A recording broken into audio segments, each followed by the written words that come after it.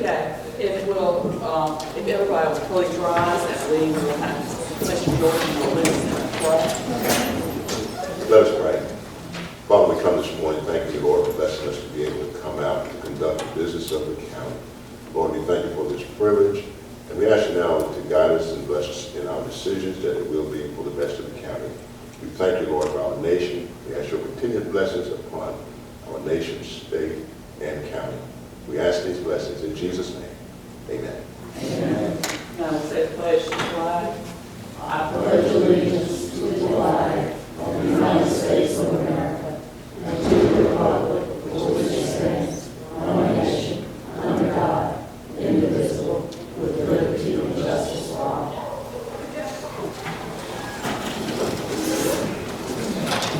At this time, I'll call our meeting to order for our regular scheduled Board of Commissioners meeting for January 6, 2016.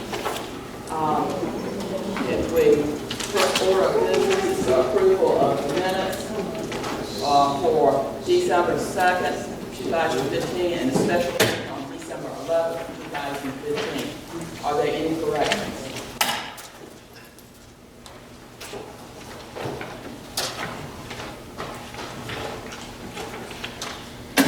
Just one typo. I should have given it earlier.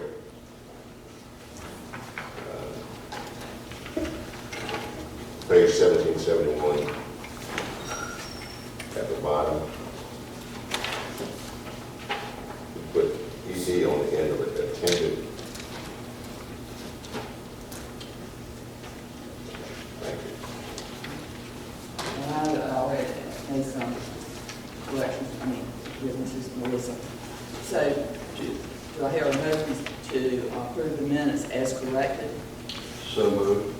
Second. Motion's been made and seconded. All those in favor say aye. Aye. All opposed, minutes stand approved as corrected. The next order of business is the agenda. There needs to be some additions and subtractions from the agenda. Under room number 4, delegations. The audit team will not be here today. They will be here at our next meeting. So if you'll strike out 3B, Martin Stearns is not going to be with us today. Under new business, 8, for new business, we need to add the urgent repair program grant application for number 6. We'll make that number 6. URP grant application. Okay. Do I hear a motion to approve the agenda as amended? So moved. Second. Okay. Motion's been made and properly second. All those in favor say aye. Aye. All those opposed. Okay. Delegations, unannounced delegations.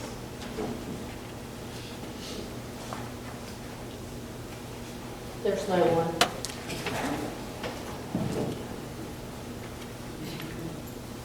Okay. Announced delegations, we have no one. Move right on. We'll move right on. Okay, administrative reports. I believe the first one's from the county manager. This is for November the 24th through December 14th. The contract has been sent to WJE for work at the historic courthouse, and they are actually at the courthouse today, looking over everything. And if you will please allow, if one of the Tims, both of the gentlemen's names Tim, if one of the Tims comes to the door and waves, that means that they have something that they would like to discuss. So if possible, if we could have a recess when they do come to the door. They will also be leaving the county today about 2 o'clock. I would like to thank all the county employees for their hard work and dedication to their jobs during the year of 2015. On December the 3rd, Brian Gossage, who is the director of the Division of Land and Water Stewardship, visited to provide a brief overview of the division. He is the executive director of the Clean Water Management Trust Fund and a military liaison with the Department of Environmental Quality. The Clean Water Management Trust Fund is now tasked with protecting unpolluted surface water and cleaning polluted water, protecting the cultural resources, the Natural Heritage Program, and working with the military. Mr. Gossage also met briefly with Jennifer Baptiste as well, since he wanted to talk with both of us regarding land use planning and how it relates to the military. He will receive a copy of the completed land use plan. On December the 7th, I attended the Plat Review Officer Workshop in Greenville. And on December the 11th, the Commissioners and I met with Senator Bill Cook and his assistant Jordan Hennessy. Minutes are included in your packet. Do you have any questions? Will Mr. Gossage, Director of Division of Land and Water Stewardship, will there be any requirement for him to concur on our land use plans, or is he just going to get a copy? He just requested a copy. He does not have to concur or do anything with that.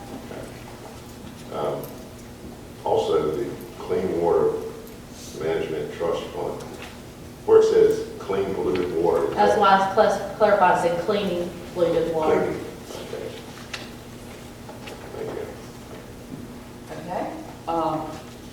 Any additional questions? Moving on to finance, I believe Ms. Pittman is here. We have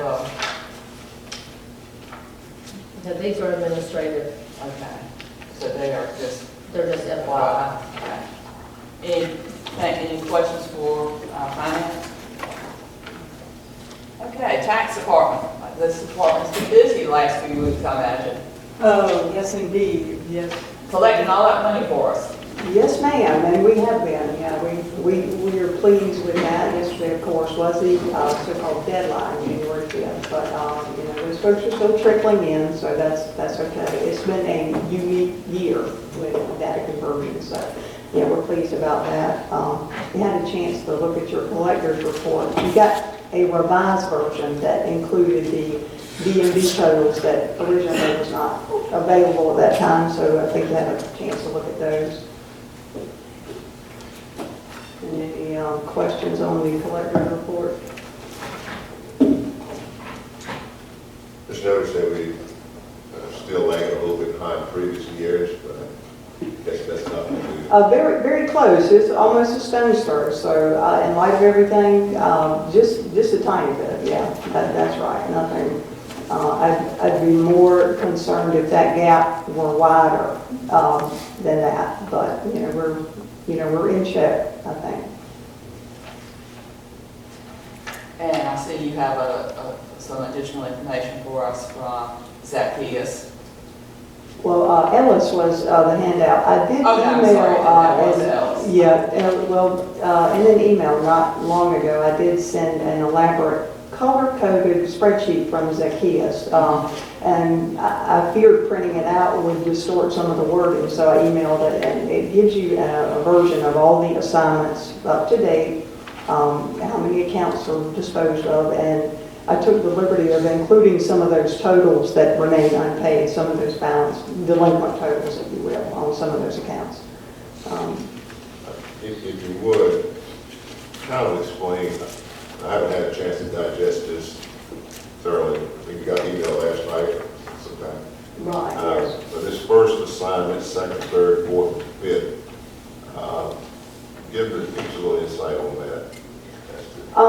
Initially, when the previous tax administrator and deputy tax collector were here engaged, those assignments represent a history, if you will, with Zacchaeus.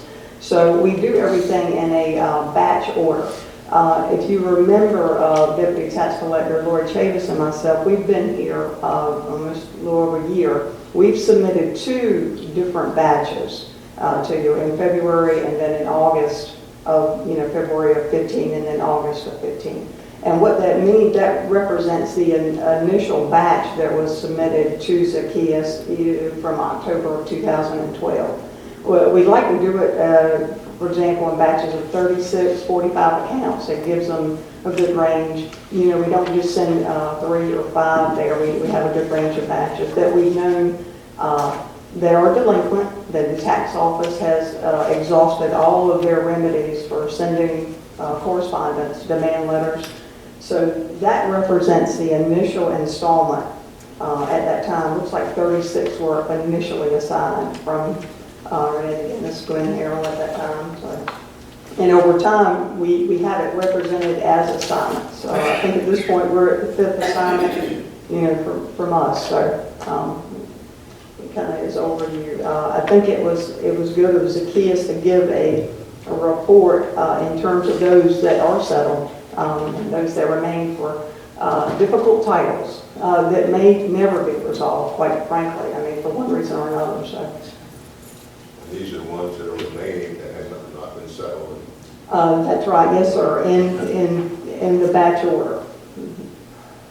Some of them are paid in full, some of them no response, some of them will be serviced by publication, if you will, and some of them, like I said, for one reason or another may be unresolved. They're just, they are the most difficult. I don't know of any county that doesn't have a few, so to speak, of those. But I think it was very helpful to give us that information so we can see, and progress has been made. Mm-hmm. Absolutely, yes. Any additional questions, comments? Well, thank you and your staff for what you're doing. And I know it's been long hours recently for y'all. So. No, it's kind of part of the business, so that's why we're there, certainly. But yeah, and we appreciate the board's patience and the taxpayers' patience for a unique year, I'll just say, for us, yes. So where are we on the software changeover? Is that complete or up and running or? It is not complete. Later today, we'll have opportunity, I'll say, in closed session to kind of analyze and fine tune. But for a bird's eye view, the GL interface is still pending with finance that remains to be done. And some other issues with regard to the property record card print that will be available. Keystone agreed, well, I'll just say, in part of their inclusion in the package to provide us with a new look for the property record card. That is unresolved, and some other issues that I think commissioners will be kind of interested to learn of in the closed session later this afternoon. So. But for the most part, the conversion is complete on some levels, just some high points, some unresolved issues. So. Thank you. Okay, thank you for your efforts. I think we do have some tax refunds. You do, yes, ma'am. You have to read it, yeah. And I guess we need to take these one at a time. You can. They are in regards to, typically all of them are overpayments, but And yeah, I think we might can do them all at one time.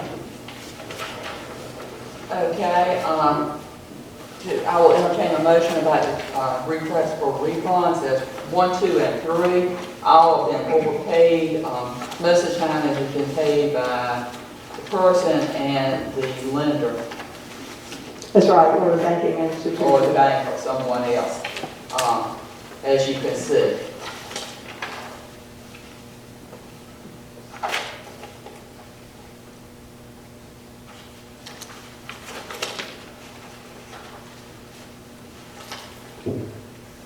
Madam Chairman, would you like to address them all collectively? I think so, Okay. since they're all overpayments. Madam Chairman, I make a motion that we approve the refunds, those items before us. Okay, request for refunds 1, 2, and 3. Correct. Do I hear a second? Second. The motion's been made and second in discussion. Okay, hearing none. All those in favor say aye. Aye. All opposed. Okay, thank you, folks. And a special thank you to the staff, Betty, Shelley, Lori, for all their hard work. Really appreciate it. Thank you, folks. Well, thank you. Okay, we're moving on through the reports. Are there any questions concerning any of those? Customer service, I see Mrs. Hendricks is here.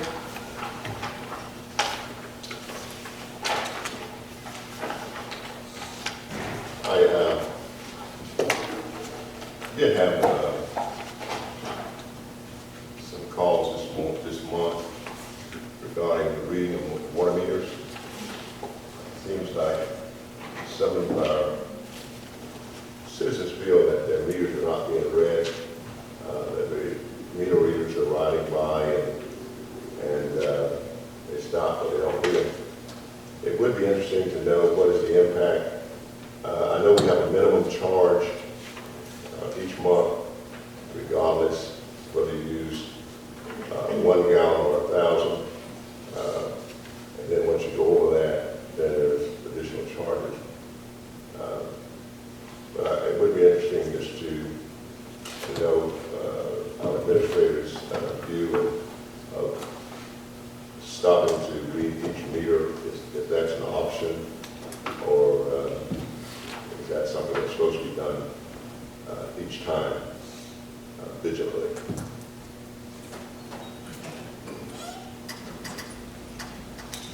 Yes, we request that all meters be read. We do have some citizens that they will put like a stone, a brick, or a block or something to hold the lid of the meters down because of heavy rains that'll wash the meter lid off, and they are responsible for replacing that meter lid. I've cautioned our meter readers to put those items back. Some people like to, and I've discussed this with our meter readers, they lay something inside the lid to check and see if the readers are actually stopping. They know what the gimmick is. They put it back exactly like they found it. And so they may be saying that. But we do encourage all meters to be read. We still have quite a few meters out there that are broken, so they get in the minimum charge. When the temperature drops like it has now, the meter readers can't replace. But they are still working to replace the broken meters. But yes, I caution all meters to be read monthly. In fact, for the month of December has been our highest payment in quite a few months. I guess they were kind of leery about being cut off during the holidays, but as a courtesy, we did not cut them off in the month of December. Right, some have been observed, so that, we can't verify that.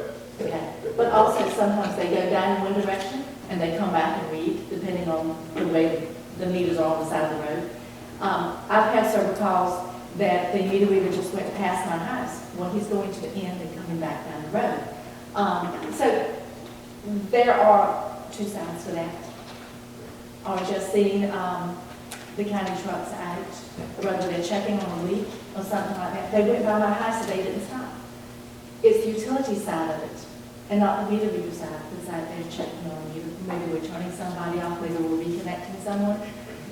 It's just seeing the trucks out in the road and not stopping at us. And so they automatically think they're not being read. But it is standard policy. Yes, standard policy that all meters be read. Okay? Thank you. I have a question about meter reading. And I don't know, we've been through some of this reconstruction of the process and stuff quite a few times. So we may have talked about this. But I wondered if maybe we could save a lot of money, fuel, vehicles, if we read our meters every other month or even quarterly. And the only thing that I've seen about that that would might keep us from doing it is if somebody had a leak, it would go a while before you discover it. We find leaks every single month. We find multiple leaks. I mean, you have like, your normal bill is like $40, and then suddenly you jump up to $200. And that's the only way they know they have a leak.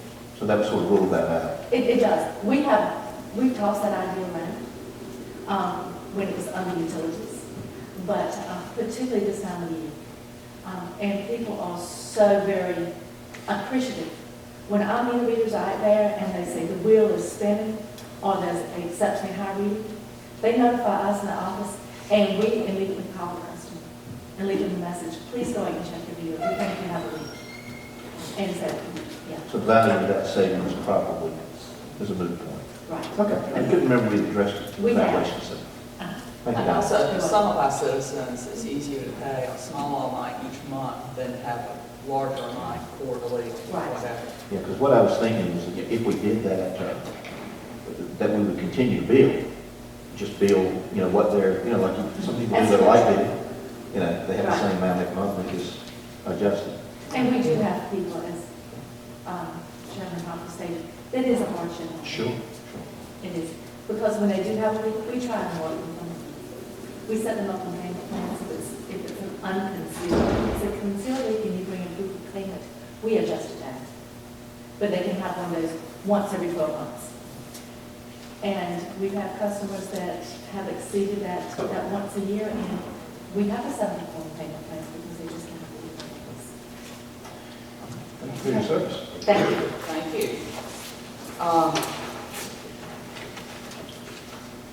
I have another question, a comment, if you will, for, I guess this is the EMS and inspection department. I don't see where we captured anything on our fire inspections. I know we captured fire investigations, but there's nothing captured under what the fire inspections are accomplishing, or what are some of the issues. I'd like to see some of that in our down report.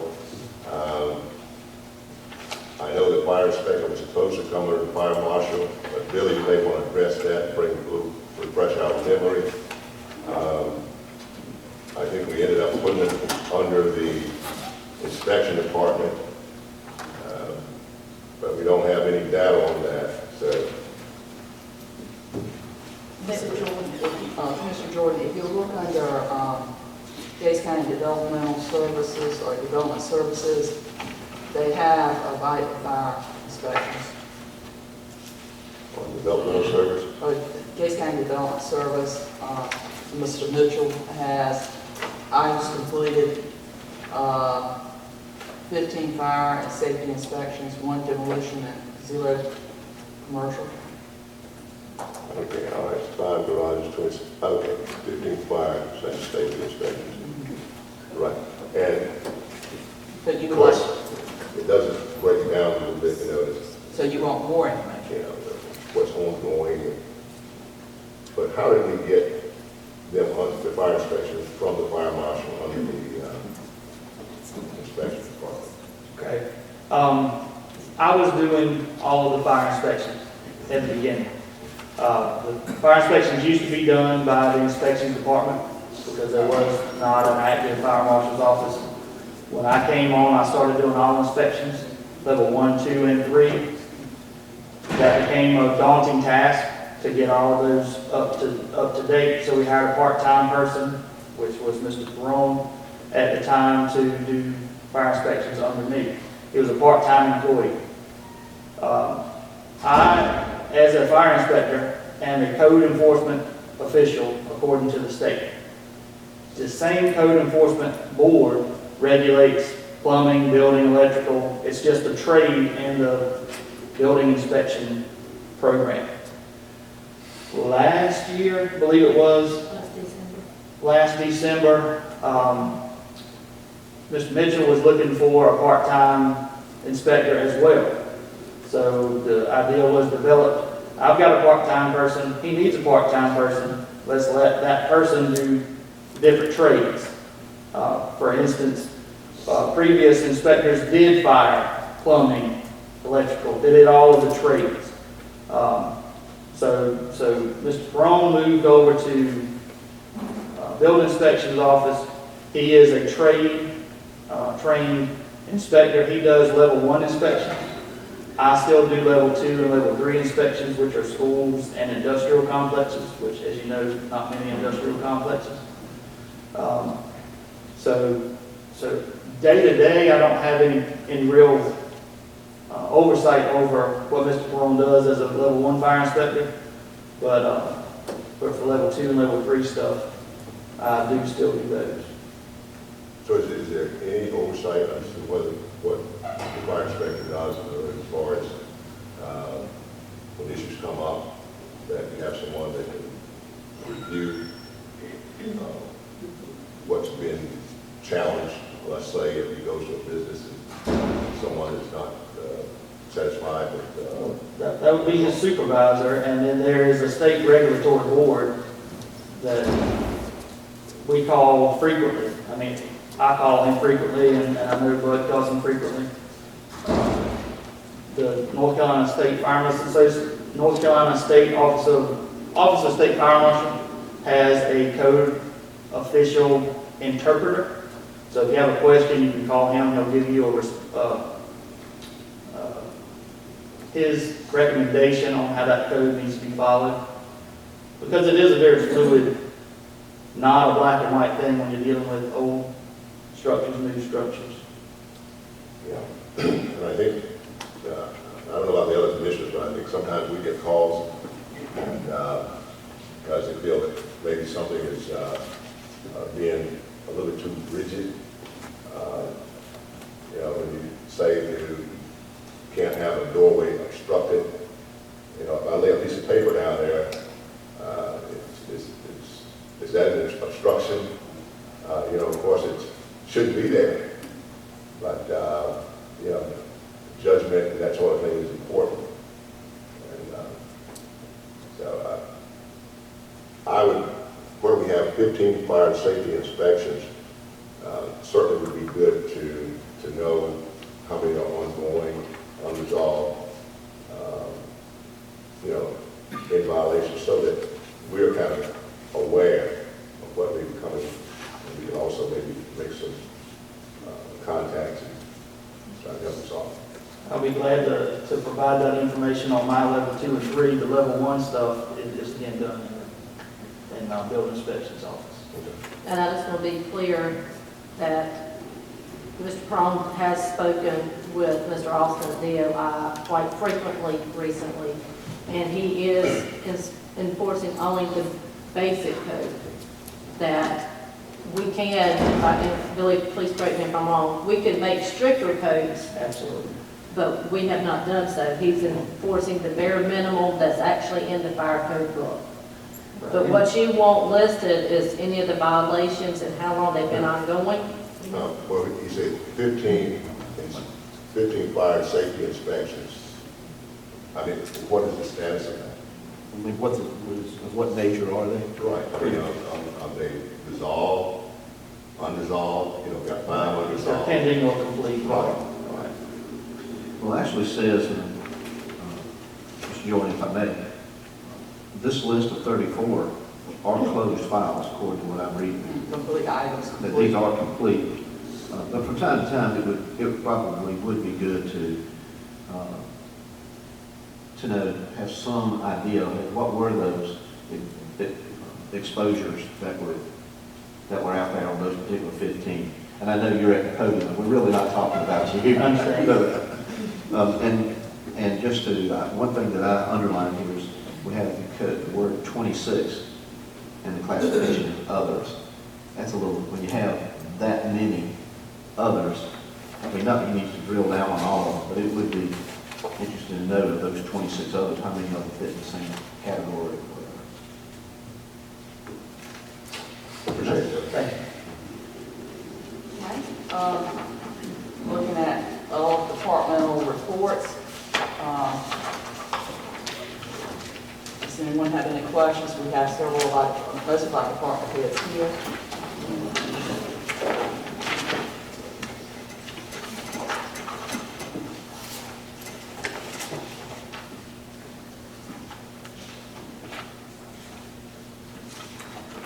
It is nice to see the report from the active code enforcement complaints. As we can see that some of those are repeat offenders. We did have Ms. Baptiste is here. Did have an observation. Baptiste, were you able to follow up with that? I sent an observation the other day. Yes, and I did forward it to the code enforcement officer, and I believe he went out on it yesterday. Thank you Yeah. for the report. Okay, Any other questions or comments about any of the reports? I do have in a packet, we have a letter from commissioners from Currituck County asking for our support concerning the ferries. You know, they are, well, you have read the letter. And asking for us to join them in a resolution requesting the Albemarle Rural Planning Organization to delay consideration of tolling the ferries.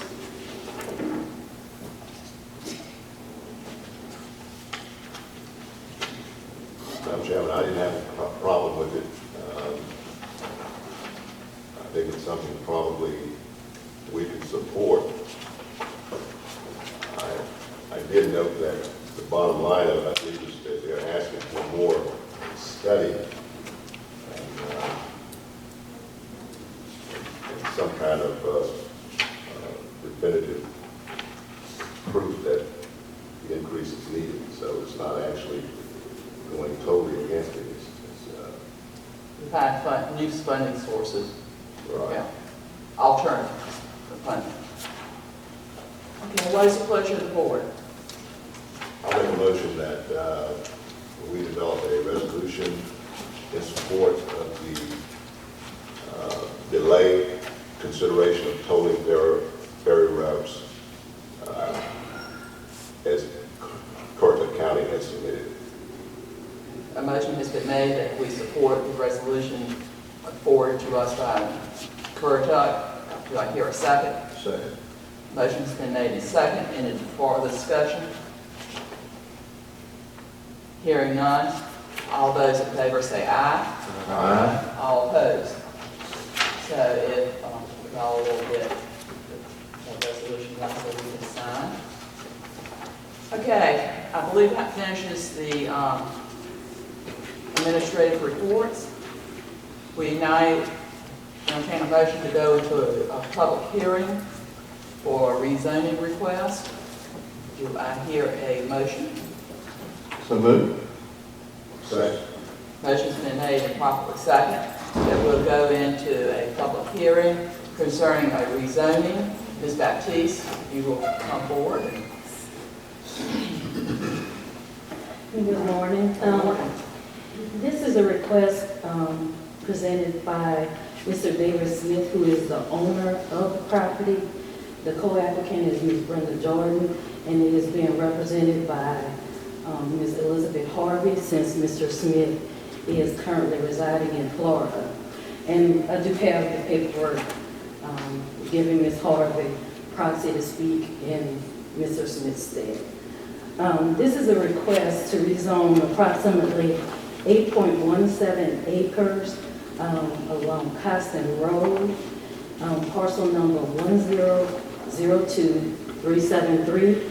It is currently zoned R1, and the request is to go from R1 to RMH to allow a mobile home to be placed at that site.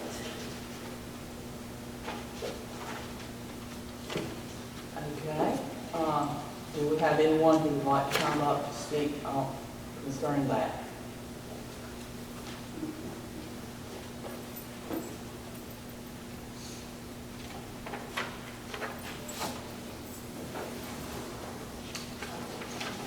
Okay, seeing no one come forward. Okay. Yes, sir. If you'll state your name, when you come up here. Michael McNeil. I own the home that's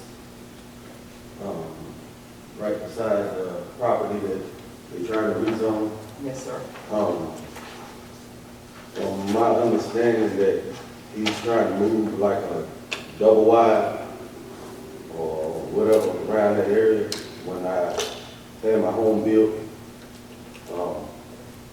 I was under the impression that you had to have somewhat like a modular or whatever, because I don't want that to bring down the property value of my home, because I put in a lot of work, put in my right of way and all that in there.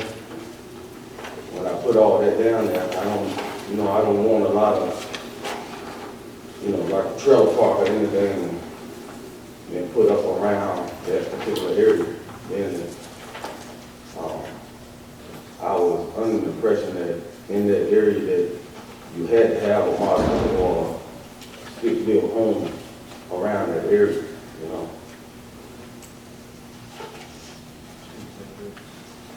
What is your address? 28 Delaware Lane, it's awful costly. They just put that, I'm the only home back there. And your name, I'm sorry. Michael McNeil. Okay, thank you. Neil, how long ago did you build your house? 3.5 years.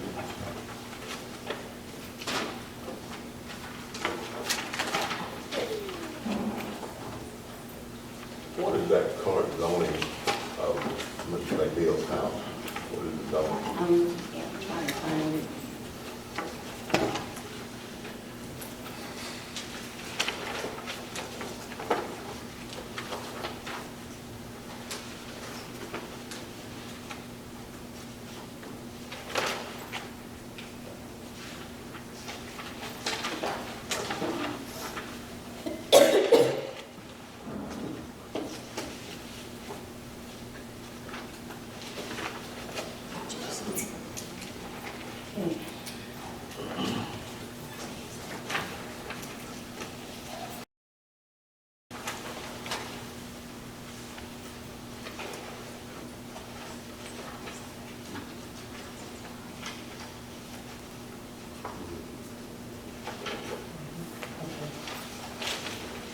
If you look at your, the zoning map that's in your packet, yeah, you might not be able to see it as well, but this is his property right here.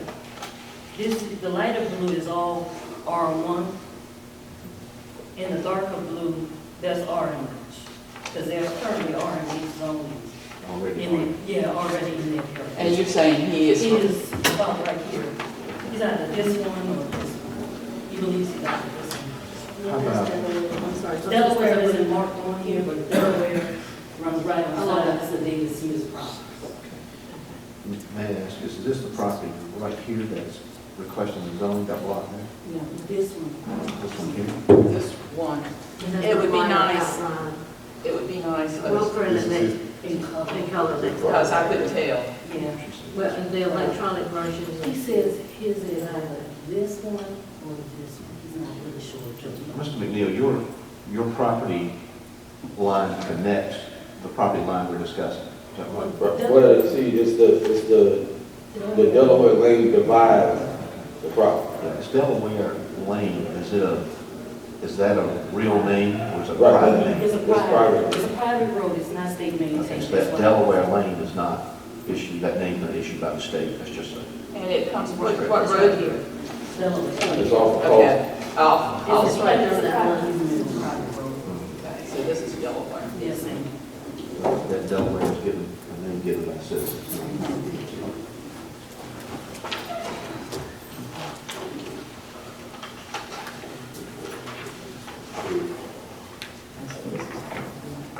The challenge that we have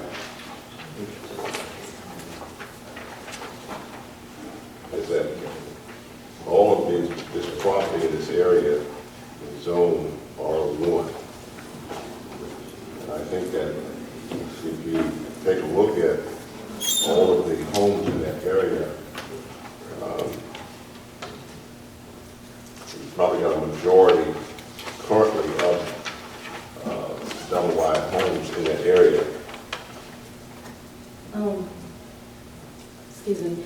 If you look at your next, I think it's not the next one, the next map, that map identifies where all the existing manufactured homes in that area is located.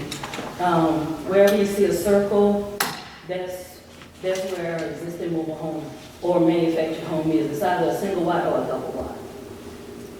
These dots on that next map Yes, sir. represent a single wide or a double wide. Yes, sir. We're all classified as RN1.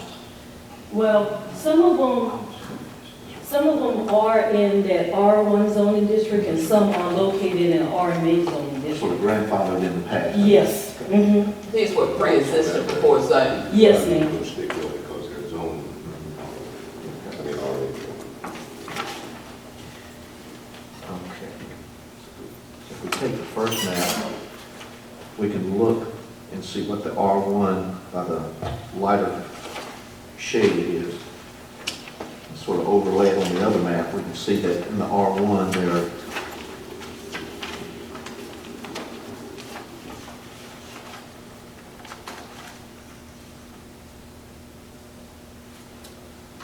looks like there are 8 single wides or double wides in the R1 area. Yes. There's 8 of them. So we're requesting to do just the 8 acres as the RMH1, is that right? The rest of it's going to remain R1? The other property in that area would remain R1. This request is just for the property that was submitted by Mr. Smith, which he has control over. Okay, and 8 acres, are they going to cut it into lots? I know from the application, I do know that they are going to subdivide out one lot for this mobile home. Beyond what they're going to do, I have no clue. Well, and we have some rules about parent parcel and subdivisions. Yes, yes. So what could happen to that property, all 7 acres, if they cut out an acre? Well, without any further with interaction from the board additionally, if they wanted to do additional subdivisions, they have another 2 lots that they would be able to split after this one initial lot and still be a minor. If they do any more than 3 1-acre tracts, then it's a major. If they wanted to do a manufactured home park, then that would be another application that would have to go before the planning board and come before the Board of County Commissioners. When did this change? It was 2 lots. It's 2 lots 2 lots minimum. Anything above the second lot is a major. Is it 2? I thought it was. It is. And you have to have certain utility access to the. Yes.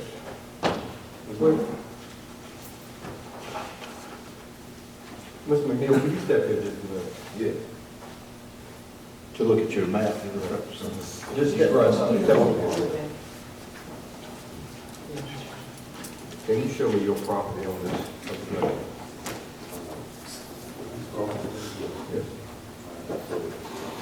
Yeah, this is one, that's the date, Smith there. This is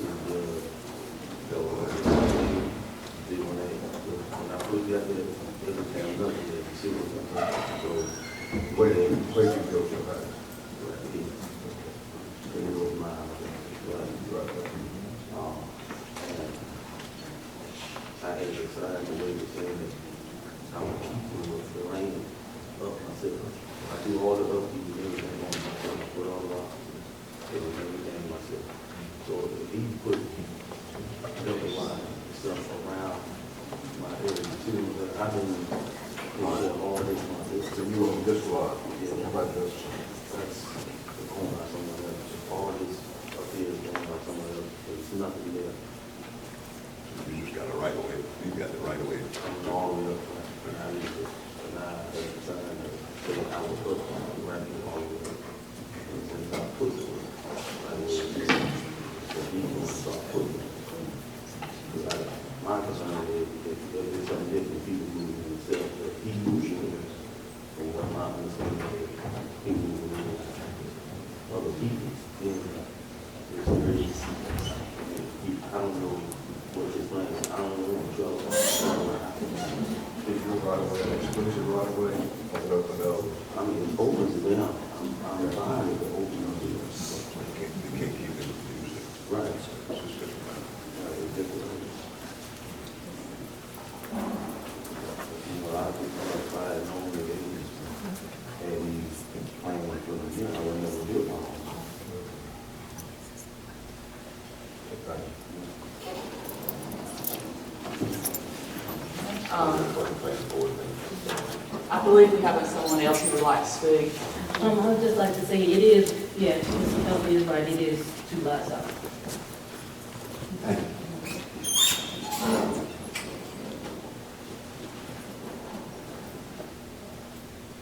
Good morning. Good morning. State your name and address, please. Yes, Elizabeth Harvey, and I live at 60 Austin Road. I'm representing my cousin, David Smith. He lives in Florida, Tampa, Florida. The land, this is a family land. I sold Mr. McNeil and his wife an acre and a half, about, how long ago was that? 4 years ago. We put a right-of-way in. Delaware Lane is a right-of-way. It separates where they live, of Delaware Lane, and the other half that belongs to my cousin David Smith.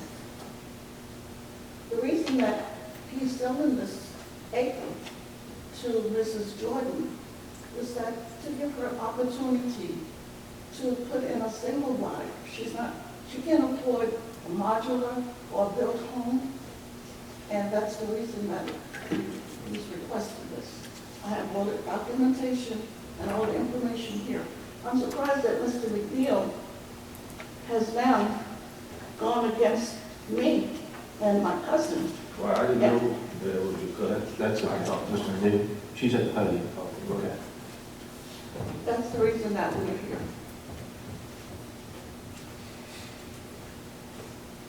Okay, well, thank you, Mrs. Harvey.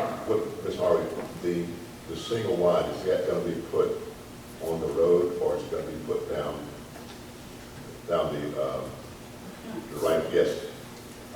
Excuse me. Is this single wide going to be put near the Costin Road, or will it be put back further? Where's going to be the location of the It single? won't be on Costa, it won't face Costa Road. It will be, the Right. lane that is Facing Delaware. that's the, right. right of way. It's the right of way. So it will be on Delaware Lane. Yes, it does, that's the separation of the land, the right of way. It doesn't belong to him. But will it be at the back of, at the end of Delaware Lane, It will be, or will it be up at the front of Delaware Lane? that's the first part of it on Costa Road, but that acre will be Delaware Lane. And how far back? Right, when you turn off Costin Road onto Delaware, Yes. is she going all the way to the end of Delaware or at the No. beginning of Delaware? Should be, Regardless of where the house is facing, will it be at, it will face Delaware Lane. but as soon as you turn off, Yes. so it'll be near Costin, Yeah, that will be the acre. and it'll be the first acre. Yes. Part of the lot will be on Costa Road. It's Costin and Delaware. Okay, it'll be in that corner. That corner, but it will face, it won't face Costin, it will face No, that's, the Delaware, yes. all right. Thanks so much. Mr. McNeil, would you like to say anything else? Well, I mean, like I was saying, I didn't know that, I thought the guy that she was talking about was trying to build like a trailer park or whatever. If it's just for like that lady she talking about, that's fine. I don't have a problem with that. I just don't want him to go up there and have, a trailer park in front of my house. Before that lady she talking about, I don't have a problem with it. I just don't want, I thought the guy was in Florida and he was building a trailer park around my house. I mean, if that's her cousin, that's her understanding, that's fine. They didn't say nothing to me or my wife back then. They made the plans, no one had said a word. I mean, her nephew came out there and talked to me earlier, he never even said anything about that was his cousin or what they were trying to do for somebody else, you know what I'm saying? If this is the move that they make, that's fine. Need to be some kind of line of communication. I'm the one living back there, you know what I'm saying? So if they want to move with it, that's fine. But they need to keep up their part as well, you know what I'm saying? That's all I'm saying. I don't have a problem, you know what I mean? And just to kind of add to somewhat of a complement, we do have a mobile home ordinance You just can't go in and put up a mobile home park like they used to without strict codes and compliances. And so that's another caveat. Plus the fact that there's got to be a certain build-up as far as right away, emergency access, once you start subdivision and so forth. So the probability of it turning into a trail park is probably not that great. Right, I mean, I'm fine with it, I'm just, like I said, I built my home in Gates because I like the basis of what y'all stand for here. When my wife told me about it, I was reluctant to come to the country, but when I saw the way that y'all conducted things right here, I enjoyed it. This is where I wanted my kids. But if they were starting to make changes in the area in which I established my home, you know, no one talked to me about it. So I came down here because I was concerned about what they were doing, you know, around my home. I mean, I think that's understandable.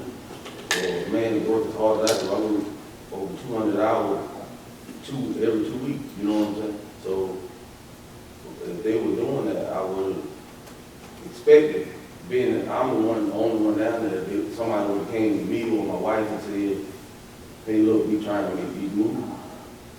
How do you feel about this? I mean, there's no, that, to me, that's like a minor disrespect. You just making a move and not even saying nothing to us. We gotta get a letter to the court. You understand what I'm saying? And we appreciate you coming forward, because that's why we have these public hearings, so, and questions can be asked, and we can answer them to the best of our ability. Yeah. So we appreciate that, in fact.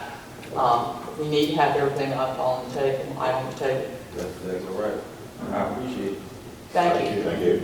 Is there any other person who would like to speak to the issue before the board? Ms. Baptiste, do you happen to have a copy of the ordinance, not subdivision ordinance, but zoning ordinance with you? Yes.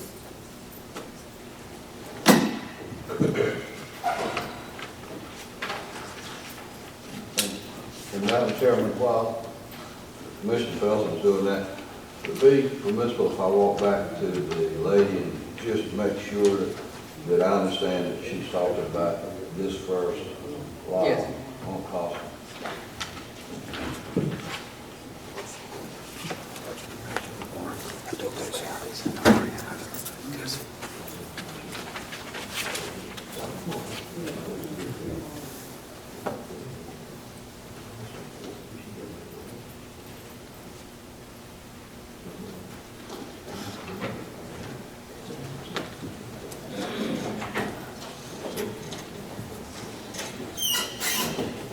Ms. Baptiste, this parcel of land is 8 acres or 8 acres and some tenths, I believe.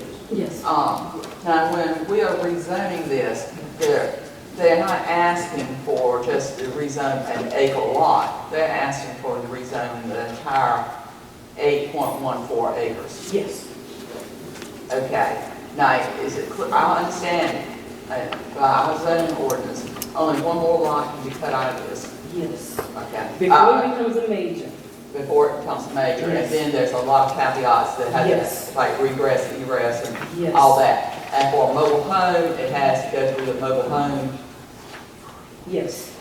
criteria. For mobile home park, then that would be something completely different than the subdivision. I just want everybody to understand that, Yes. you know, there's only one more lot to be cut out of this 8.14. Yes, before it becomes a major, and then we'll have to go through that process. And if they wanted to do a park, that's another process. Yes, that's right. And I looked at my notification sheet, and Mr. McNeil did receive, or should have received, a letter regarding this motion going to the planning board and to the county commissioners, because I do have him on my list. So if it would be go to the mobile home park level or the major subdivision level, it would be the same process all over again with the same notifications. Okay. Anybody else have comments during this public hearing? Just one other comment. You speaking of this being a one lot out, it does not have to be the single lot can be put on that 8 acres. It does not have to be any divisions on it. That's right. I mean, but, yes, you can buy the whole 8 acres. Well, she could buy two, I mean, there's a variety. Okay, any other comments or questions? Do I hear a motion to come out of public hearing? So moved. Second. Motion's been made and second to come out of public hearing. Any discussion on that? All those in favor say aye. Aye. All opposed. Okay, now we come to the point of having a discussion, a motion, if there is to be a motion. Well, Madam Chairman, I'd like to address Ms. Harvey and just let her know that she and Mr. McNeil both are correct in coming to the podium to represent their case. That's what the public hearing is all about. On the 8.14 acres, just for clarification, if we're approving 8.14 acres, so a mobile home can be put there, the fact that somebody says they're going to put a house right here doesn't mean anything until they go get their building permit. Because once it's rezoned, they can put it anywhere. If it's got rezoned to RM1, they can put it anywhere they want to. On the That's right. 8.14. For example, Mr. Davis would come down and say, oh, no, that's not what I had in mind. I want to put that. That's not where I want her house put. I want her house put here. So at this point, in my understanding, and correct me if I'm wrong, but we're either approving it to be RM1 or not approving it. But once it is approved, that mobile home can go anywhere on that lot. We don't have any control over that, as long as it meets the setback requirements. It could be on the whole 8.14 acres, or it could be at the very end or the very beginning. I think, and Ms. Harvey may be able to address this, I think that an agreement, I don't know if a deed has already been written, but an agreement has been designated as to where the 1 acre will be located. Is that correct? Has the deed been drawn up yet, Ms. Harvey?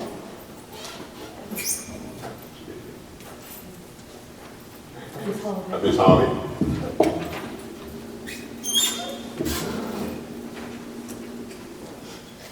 If I may, while she's coming forward, in the minutes, it states that she's going to purchase 1 acre. Thank you.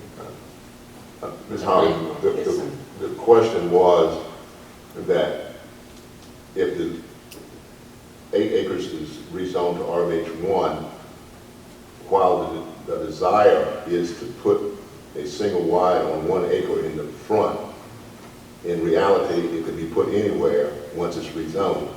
And my comment was, I believe that you all have drawn up an agreement, or I don't know if you've completed a deed yet, that already designates what 1 acre Ms. Jordan is going to obtain. Is that correct? Yes.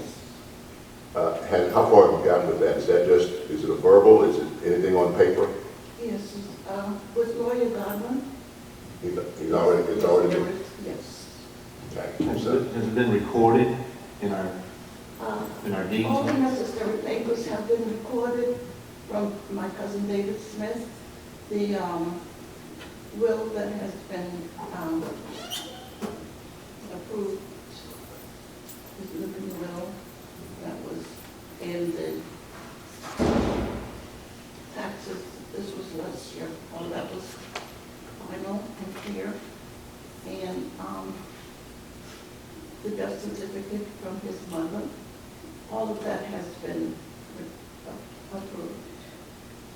Excuse me, I think in terms of the actual deed, what she's referring to is this was a piece of property owned by David Smith's mother. And when she passed away, it transferred to Mr. David Smith, who lives in Florida. So she's speaking on that portion. A plat has not been presented to the office subdividing the property, and a deed has not been prepared transferring it to Ms. Jordan. If that's You know, I believe that's the question y'all were really getting at. That's what- No, but in terms of transferring it to Ms. Jordan, that process has not started and has not been completed. They have just completed the transfer from the mother to the son, not from the son to Ms. Okay. Jordan. Well, thank you for clarification. Okay, thank you. I'm asking for advice from my fellow colleagues up here, and if you could come to the podium, if you don't mind. I guess part of our question is, to me, is not just a single property. There are 8 mobile homes in this shaded area here that are R1s.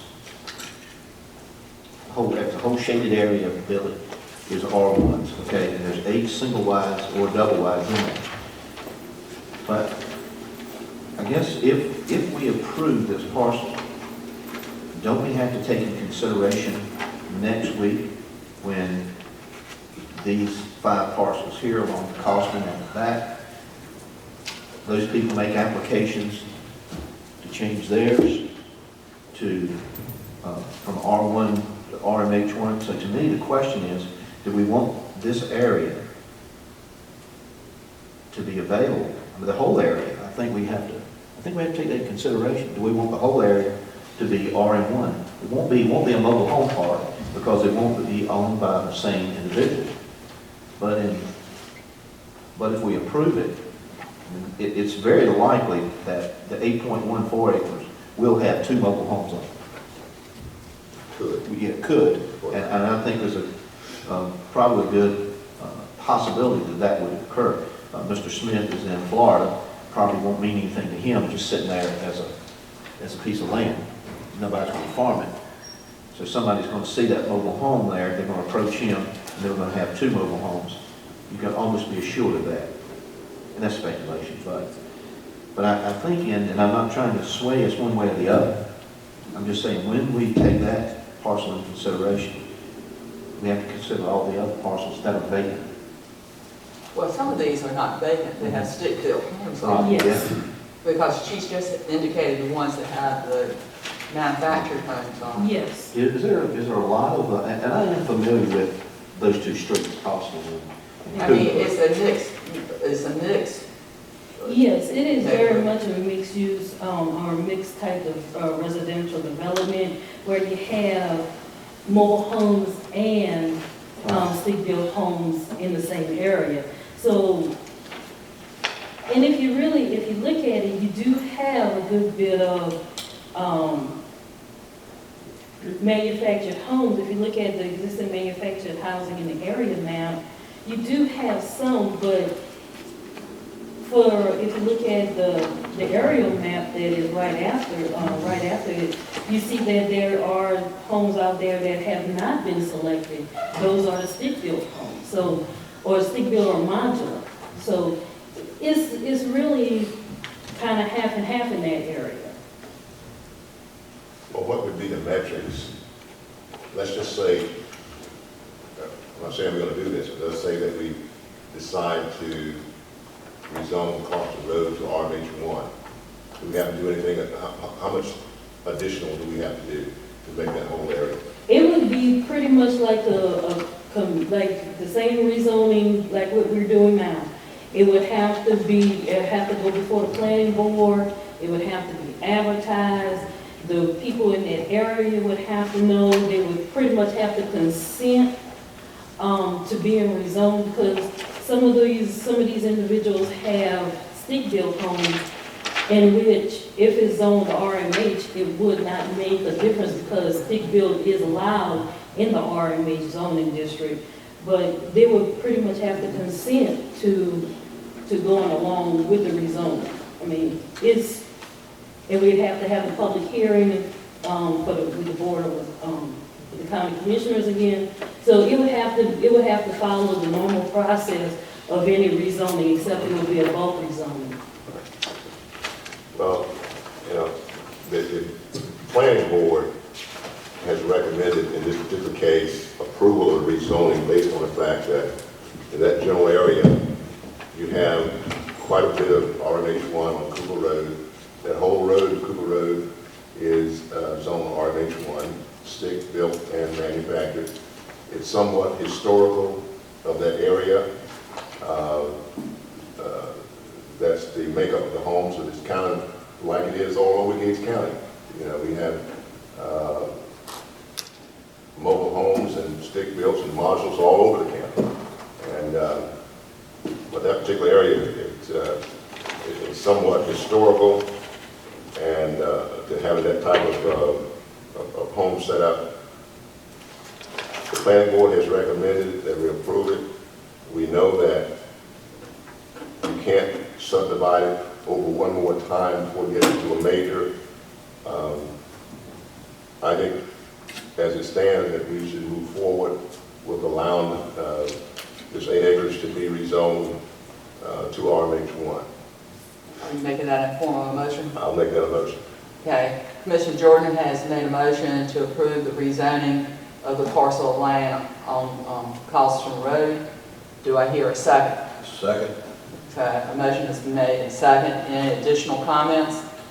Madam Chairman, I'm in agreement with the motion. I would like to say that it's very important to me that at the end of Mr. McNeil's conversation, that he said if that is the application of what Ms. Harvey is trying to do for Ms. Jordan, I'm okay with it. So that fact sticks with me. So I just want to make that comment. Okay. And I'd have to kind of go along with Jack there. I can feel for anyone like Mr. McNeil who goes and builds a stick built house, and puts a whole lot of money and effort into his property, and then to have something less attractive set up in front of it, it will reduce his value. But as Jack said, he backed out on his opposition, so I have no opposition either. It's still, to me, it's spot zoning. I don't like spot zoning. I don't agree with it. But we've done it over my opposition in here a couple of times before, and this will pass too. Any other comments? Hearing none, all those in favor say aye. Aye. All opposed? Okay. Reason. Thank y'all for coming. Okay, I believe that we're going to old business. The inspection of Central Middle School, is that? There's nothing in your packet. There had been discussion a while back at the last meeting with the Board of Education about having an independent person come in to inspect the school, because we had heard people who were in the roofing business who came in and told us they could do it cheaper than building a new school versus architects that had come in and looked at the school and said you could build a new school cheaper than renovating. People from both boards said that they were interested in having someone independent come out and look. The Department of Insurance does not do this. The only way this could be done would be if the commissioners voted to hire someone independently to come out and inspect the school. I do not know how much that would cost, but that is something that I would ask to put on the agenda, since the Department of Insurance said they will not do this. Okay. Currently, where do we stand with the school issue? I mean, still the proposal. It's still just a proposal. The board has never given the Board of Education permission to put out an RFP or a Q or anything to look for anyone to build a school or do anything.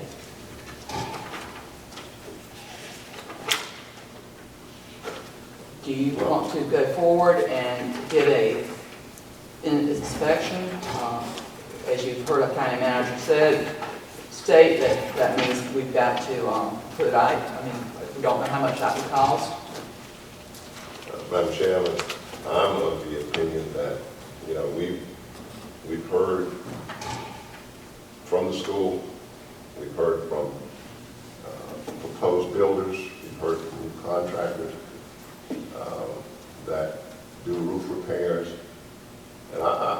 believe that it's, we need to make a decision, for someone else to come in and give us an opinion.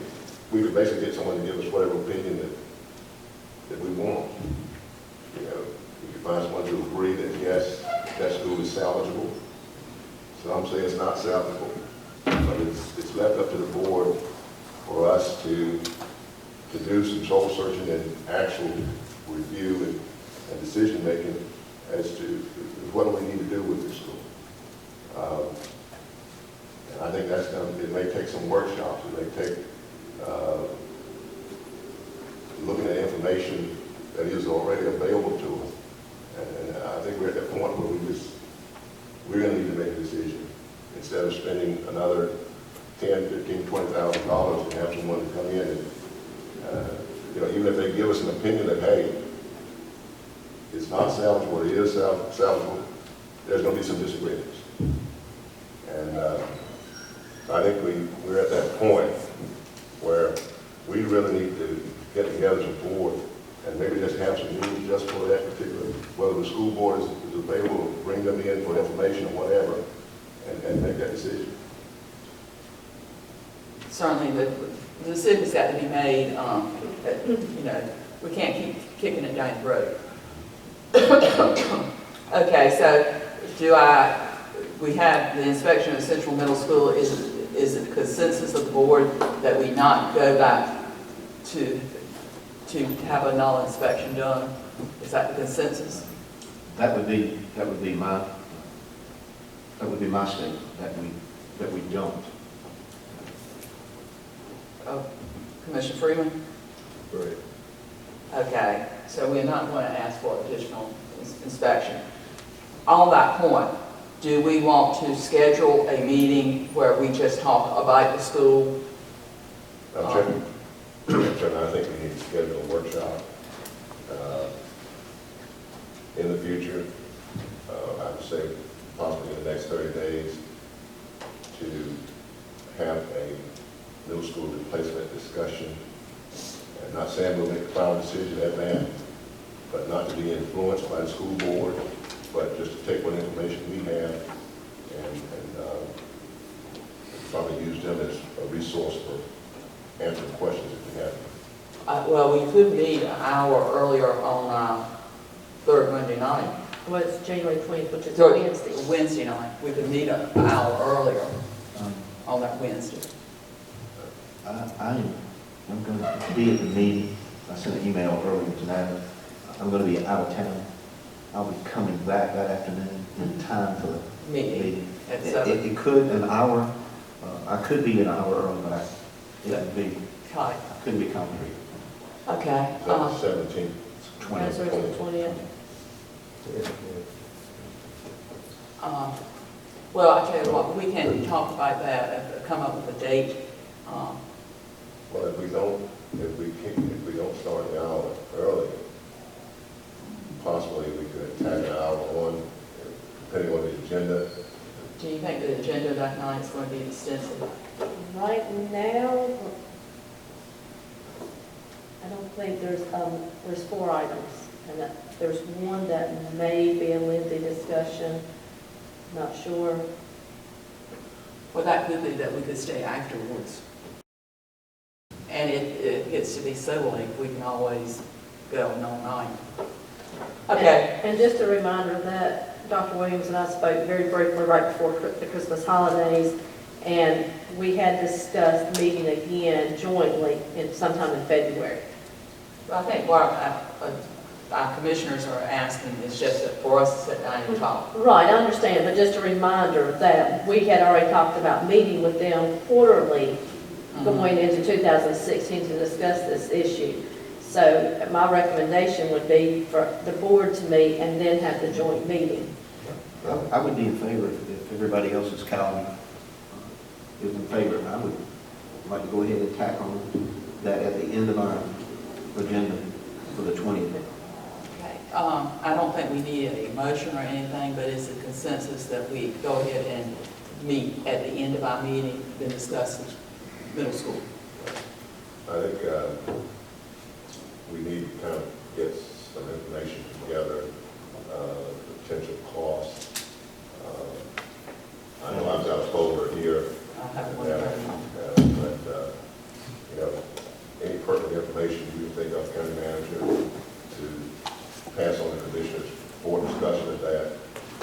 certainly I think that needs to be a part of that package, just for a school discussion. You probably find plenty in here. I was gonna say, I think you have everything that we've discussed. I've not found anything new that lately from any of the discussions that Dr. Williams and I have had or anything.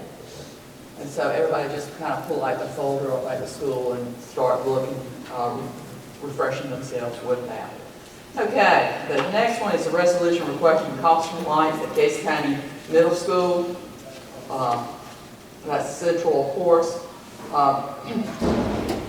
And when Senator Cook was here, he encouraged us to look for discretionary funds, and this is a resolution requesting those funds to be sent to him. Has everybody read the resolution? Madam Chairman, wasn't the high school supposed to be included? I took it to mean that it was just at the middle school currently, but we can, I think they would request Change it. both schools. We did bring that up in discussion with Senator Cook.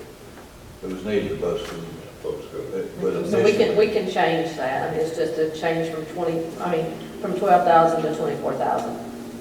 Okay, go. Is this going to be, once you modify this, are you going to present this again, or just going to have to sign?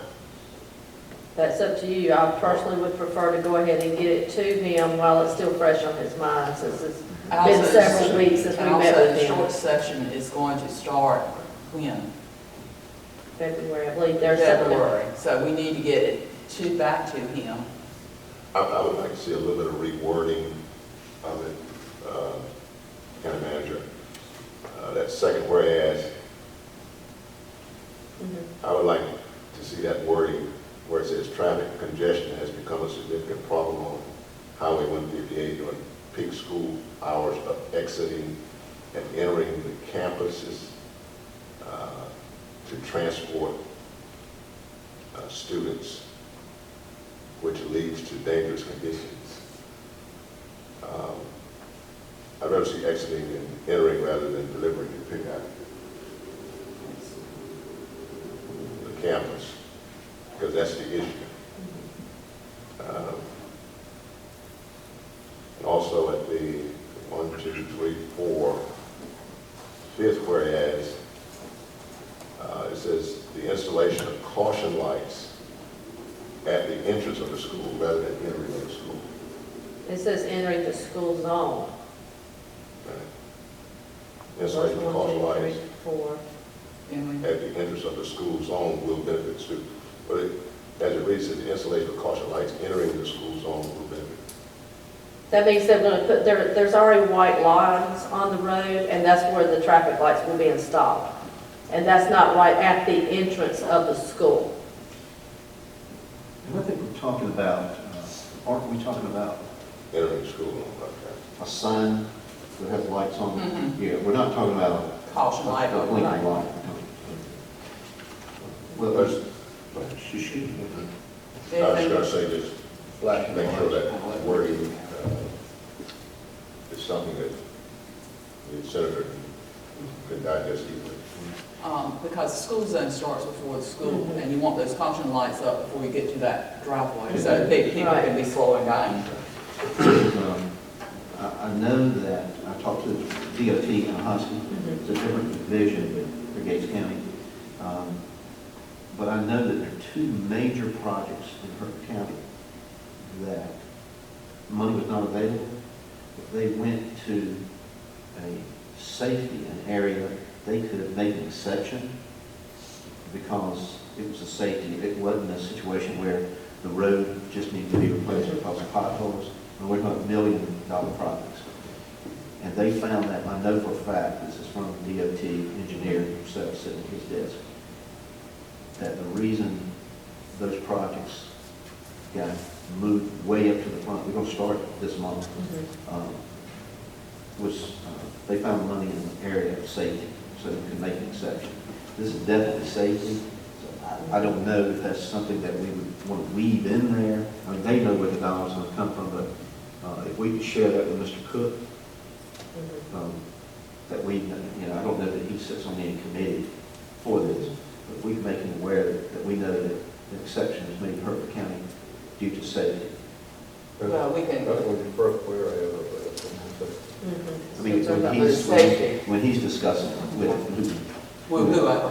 And Okay. those monies are probably the governor's highway safety program, which is been designated for 2030. Well, but he said this fund was discretionary funds that he had access to. Oh, very good. That is, it's a pot of money that the legislators can tap in for. And one other thing too, the $12,000, when we were thinking about that, were we thinking about those schools? No, she said it had to be 24. Okay.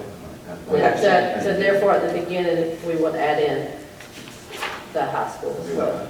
They're saying, no, the high school. Okay, Okay, do I hear a motion that we send this resolution with the corrections that were made to Senator Cook for him to act upon? Second. Motion's been made and properly seconded. Is any discussion? Just on the signature, I know you want to get that there in the session. We may not all be available, but one signature versus 5 signatures, does that carry any weight, or we just going to, you think we're okay? I think either way would be fine. If it shows the majority of the board is on board with this, I think commissioners can stop by and sign it if you, once you get it developed. Hopefully we'll get it done this week, so we can get it done. Okay. We'll put all the signatures on it. Okay. I don't think we need to amend the motion for that. Okay. All those in favor of sending the resolution in support of caution lights in front of the high school and middle school, say aye. Aye. All opposed? Okay.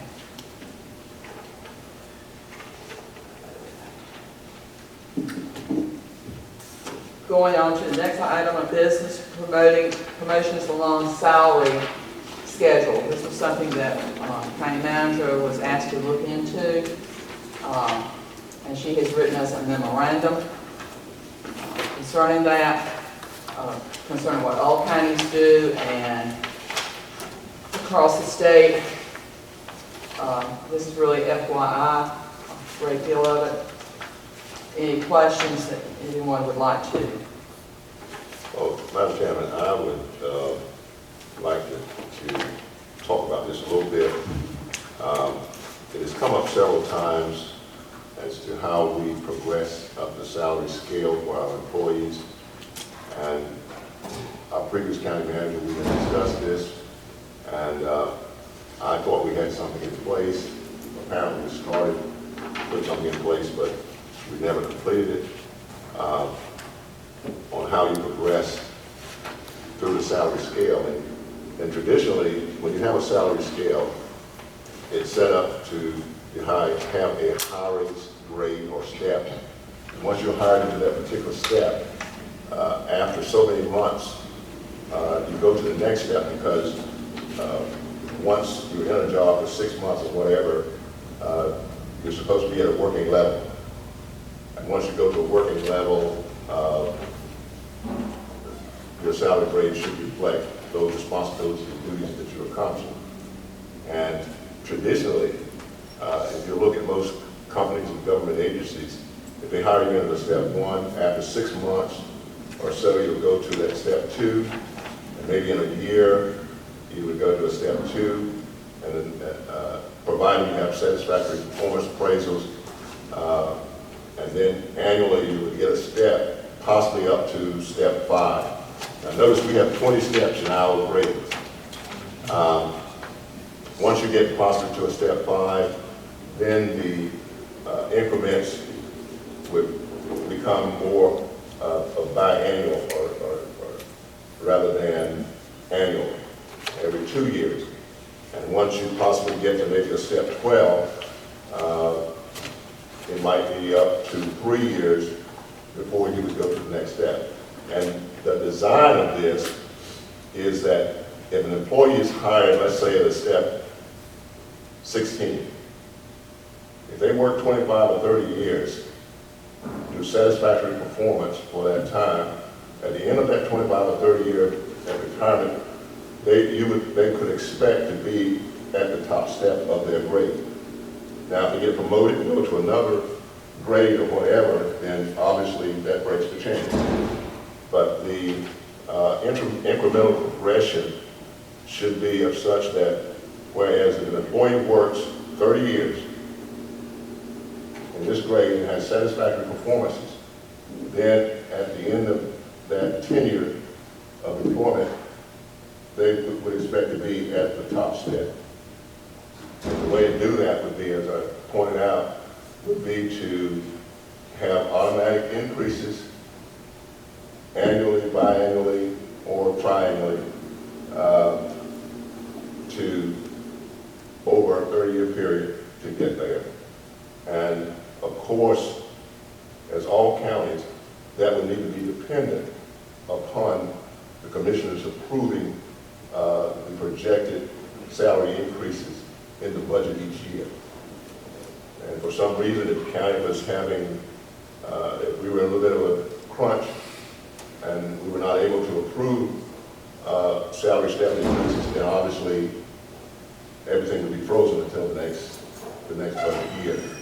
But certainly it should be brought to the commissioners every year to support those step increases. That should be automatic to get to the top step within a designated career time. And as I said before, most agencies and many of the large businesses, they have this type of progression. You know, you just don't have a group of steps or grades without being able to invest in those steps in some policy that's designed to get you there at the end of your career. So that was something I thought we had in place, but obviously that was one of the things that got dropped. We never implemented it fully. And I would like to see us today go ahead and authorize the county manager to set up a step progression scale for all our employees that we could be prepared to put it in effect coming this budget year. And then you would obviously have a projection as to what it would cost. Let's say it's going to cost us an additional $15,000 a pen. Excuse me. Then we would approve it at budget time. Of course, it wouldn't be retroactive, but it would be going forward for this next budget year. And I would like to see us approve that, for her to set that up today. But wouldn't it also have to go before the personnel board before it came here, since it is personnel? Oh, certainly, yes, the personnel board could actually fix, design it, and then we'll come back to the commission. And the examples that you have, these are the only counties, when I sent it on the listserv, that responded. A few other counties said they no longer do that because of the budgetary issues that they've been having, and that they've only awarded COLA in the past couple of years. Saw that one county in here had salary freeze 6 years, up until this year. Yeah, Pastor Hanks had a problem with the Well, GSF. To question what Commissioner Jordan just proposed, is that a lot? Is that a lot for the personnel board to take on? Do you think maybe we should have, as a group, should do a study of ideas and thoughts, and then let maybe the personnel board refine it? I mean, I don't know how much in depth or other study we would want to do, but we'd like to approve what comes from the personnel board. This is a long-range matter. Well, we have a little bit of time before June, but why don't we let the personnel board at least get the data, and then we can show you give you an update of what the thinking is, and get input then, and then fine tune it. Yeah, I guess that's a good way to do it. So, having said that, I think I would prefer that the personnel board came back not with a recommendation, but just some data and statistics. Of the proposal. Yeah. No proposal. Okay. And one thing I might would add, and I don't know if you said this, I don't think I heard it, is someone who's been here 25 years, I think we should consider, and that's just a number, it could be 20. But if somebody's been here that long, I think we should consider an either or, whatever we come up with, which one's more beneficial for that person. That maybe there should be, because it's going to be, like I said, it's not going to be retroactive, it's going to be going forward. But if there's a current situation that is better for them, and I'm just thinking out of the box here, I don't have anything in mind, that, because I have seen where, in private world, where when a new plan was adopted, if the old plan benefited the individual somewhat better, that they were allowed to choose between the two. So just put it out. Yeah. I would just say that certainly, we value our employees and we want to do right by them. And people who have been loyal employees and have worked hard, as they grow, we need to reinforce our appreciation for them. Sure. You can do that through longevity or something else, but, we need to remember them because so a lot of times we do things at the bottom of the scale, not put people as they go up in the middle areas. That's exactly what I'm doing. And also bears on retention, if you're gonna. And you can see progress. Exactly, you get the people, you want to try to keep them, and that's one of the ways of letting them know that there is a progression and recognition. If you do your job. Exactly. Okay, do we have a recommendation that for the personnel board to come up with a proposal? Madam Chairman, I make that motion. Okay, a motion has been made that to instruct the personnel board to come up with a proposal for a salary schedule to report back to, Salary schedule promotion. yeah, progression. I'll second that motion, Madam Chairman. Okay, a motion has been made and seconded. Any additional discussion? Yes, I would certainly like to thank county manager for looking into this. And I did wonder what, by reviewing this, that the percentages that are in here from 2011 to 2012, and we didn't find anything prior to that or after that. No. And I might add, Mr. Freeman, that we did discuss this under the previous administration, but somehow it got put on the back burner, or it never really got fully addressed and implemented. It was something that had been out there. Would there be anything else for the person, for during this study, gathering that information, we might be able to find in records or?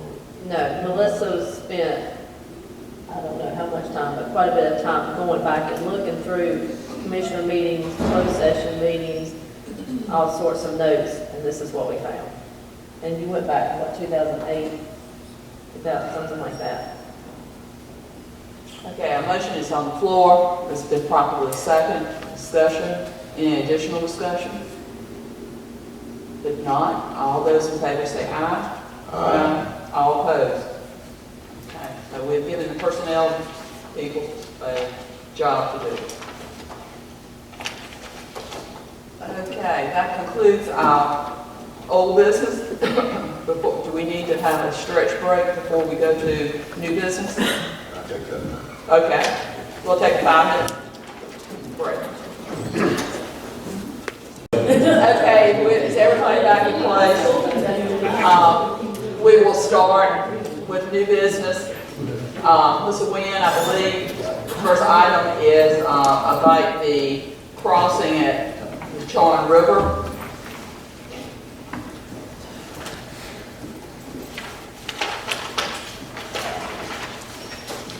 Thank you for this opportunity. I believe there's a letter in your packet. This is something that we have been planning for some time now.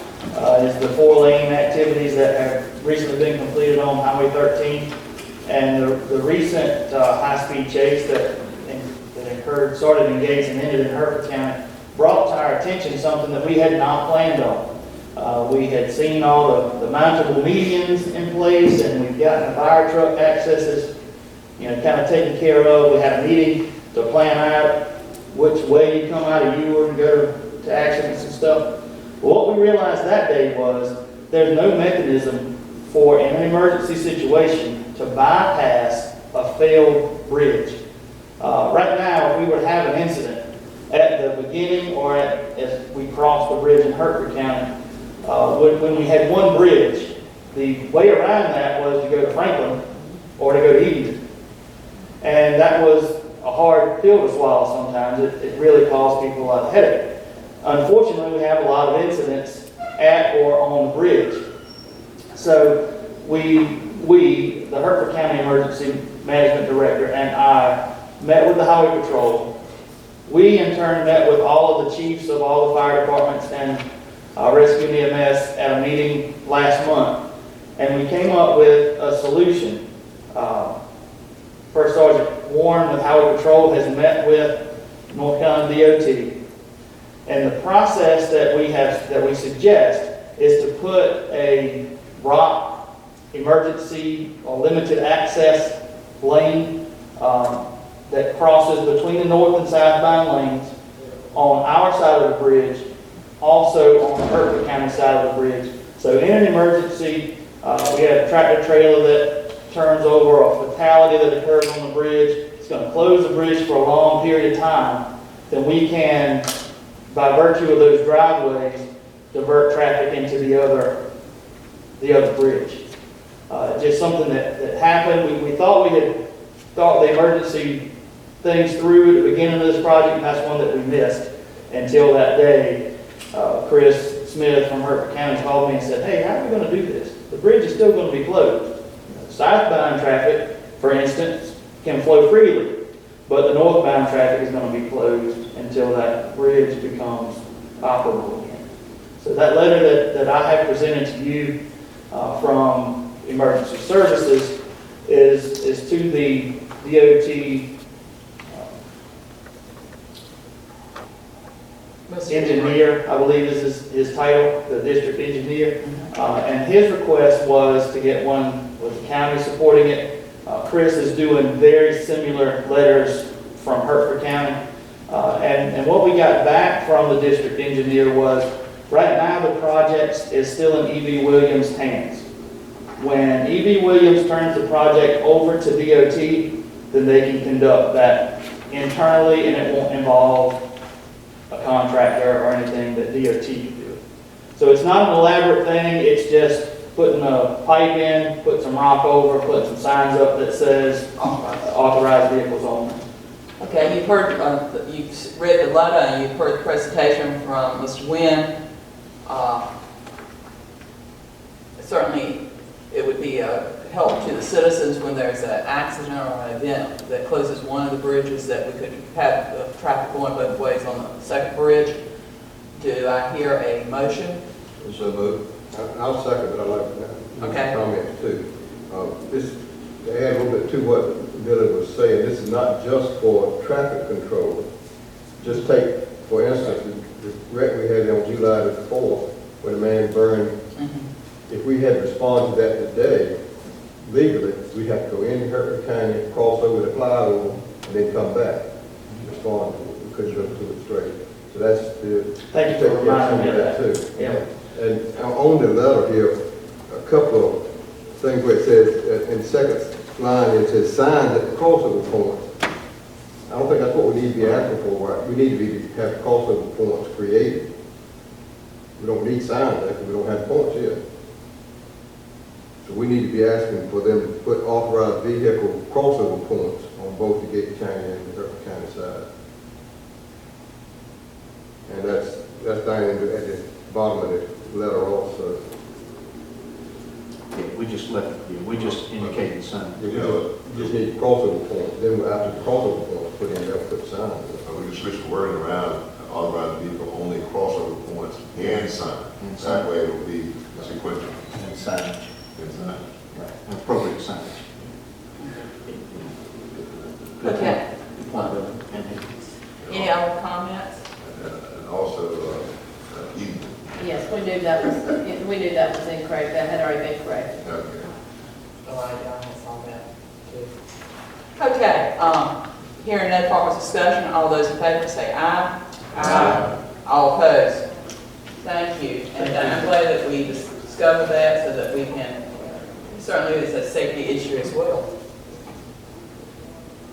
Okay, moving on, budget amendments. We have two, one in our package and one up here on the table for us. Ms. Pittman is here. The first one is to,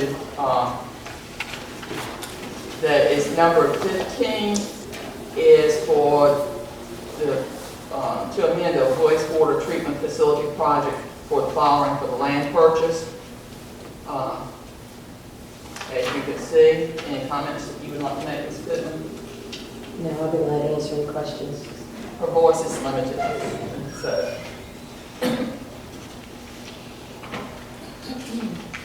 Madam Chairman, I'll make a motion that we approve the budget amendment 15 to accommodate the wastewater treatment facility project. Okay, motion's been made, second. Second. Motion's been made, second. Any discussion? Hearing none, all those in favor say aye. Aye. All opposed? That one is approved. The second one is not in our package, but is something that we have known about. This is, we have to create a line item in our budget for the grant we received for the playground equipment grant for at the community center. We have to,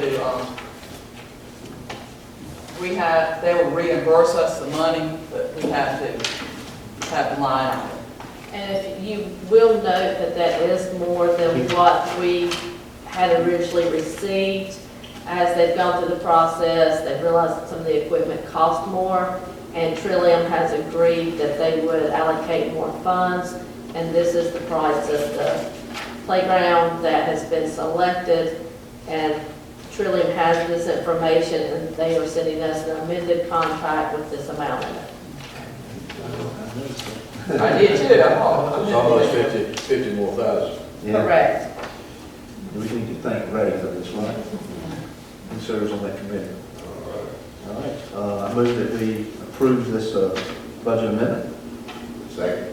Motion's been made and second. Any discussion? And I have seen the design of the playground, and it's going to be very nice. It's on the computer or something. No, I'll have it in an email, I can show you, Darren. It's The area fence? yes. Yeah. No, not all of it. I can show, like I said, I can show you the designs and everything. Okay. No.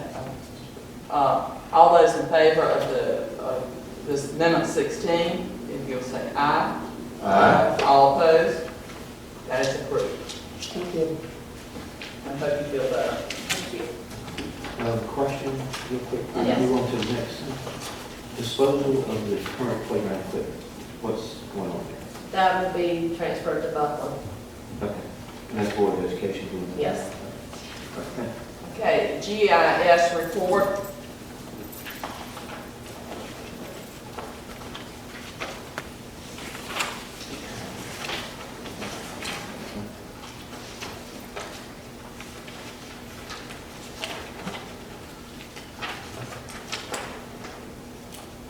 You don't actually have a complete report. We did just provide us with some updates in terms of what they've done. When we decided to continue with Atlas GIS at the October meeting, we gave them until January, and you guys decided you wanted to have a status report done for the January meeting. So I'm just here to provide y'all with a status update in terms of what has been completed to date. Instead of the parcel layers being updated twice a year, Atlas has agreed to provide the county with updated parcel layers monthly. They have completed and pulled plats from plat cabinets 1, 2, and 3 available through the Register of Deeds office, and have pulled approximately 2,000 survey plats and have downloaded them and mapped them and corrected them. Those corrected parcels were loaded to the county's web GIS the beginning of December. So they should be available right now for viewing. I received a download from Atlas with the updated parcels yesterday for any updates that were done and placed on the web. They are still working with Kathy and Keystone to get certain information from them, downloaded and corrected in the online GIS website. And those are the updated parcel cards and any data dumps that need to be done since the conversion process began. Atlas has also been working with 911 to maintain and update the address points so that 911 can remain up to date when they're doing their dispatching. And we have received some other updates from Atlas. Mainly the center lines and the zoning layers have been updated as well. And they did want to pass on one key point of information. The state is going to be flying over the county real soon, so we should have an updated ortho layer, which is the picture layer for the county real soon, probably around March or April. How long that takes? Any idea? It depends on the size of the county. I know that the state has sectioned the whole state off where they do the coast and the Piedmont and the mountains, all at different intervals. This year they're doing the coast. Next year they're going to move into the center of the state and then do the mountains. I think it takes like a year, and I don't know exactly how they have sectioned the state off with how they do their flyovers. But it takes a little bit for them to photograph the whole area. So you said they had they're updating monthly? Yes. Okay, that's Yes, and Kathy and I are providing certain information to them on a monthly basis. We turn in a report to Atlas every month, about the 15th. I'll send them information regarding any rezonings, any plats, so that they know which ones to go ahead on and pull, or call it to their attention that we did have X amount of plats that they need to pull from the Register of Deeds. Have you seen, I know when the gentleman came that they said that as they corrected problems, it would help, it would help clean up the kind of the mess we have. Have you seen any evidence of that so far? Well, since it was only updated on the 1st of December, I have not had a real chance to go in and click around and check on some of the plats that I know have been done. My main thing that needs to be cleaned up, and it's not Kathy's fault or Keystone or Atlas's fault, is making sure that the owner information is correct. Because that's where I pull my information when I send out letters for rezoning. So if the owner information is old, I get the letter back, and the person that owns it currently doesn't have a chance to participate in the case process. So that's something that, and it's not really anybody's fault, just with the conversion, things have not been able to get updated currently. So when we get those taken care of, it should be fairly easy. So you might even be referring to the plats, like when we're rezoning, the plats around it, that information might be correct, but are you sort of saying also that maybe the mailing addresses might be incorrect? Yes. And that's something I'm gonna have to try to figure out, how to correct. I'm gonna have to talk with Kathy to see how we can possibly correct it. Because we did have one gentleman with this last rezoning that, he attended the meeting, and he received a notification by seeing the sign, which we are posting the site, and, you know, that's the reason why we post the site as a backup to the letter. But I, you know, in talking with him, I realized that the property that he owns now was under another business name or another person's name, so he did not receive the letter. Becky, I don't know if you know the answer to this, but Atlas, do you have any idea how large a company they are in regards to employees? Or is it just? No, I really could not Well, say. it would be interesting to know if they have a quality control department, or if they have any type of quality control. That is something that most businesses of any magnitude should have, and that way they would certainly review all of the work that they've done, at least on a sample basis, not every item, but certainly pull certain items and see, you know, what type of quality work they're producing. But if they, I think that's a question that I would like to see presented to them, asking if they have a quality control department, and if they have any type of quality control assurances built into that business. Or do they do spot checks? That's why I checked, right? Matter of fact, you said, I jotted down here, you said that they worked on approximately somewhere in the neighborhood of 2,000 files.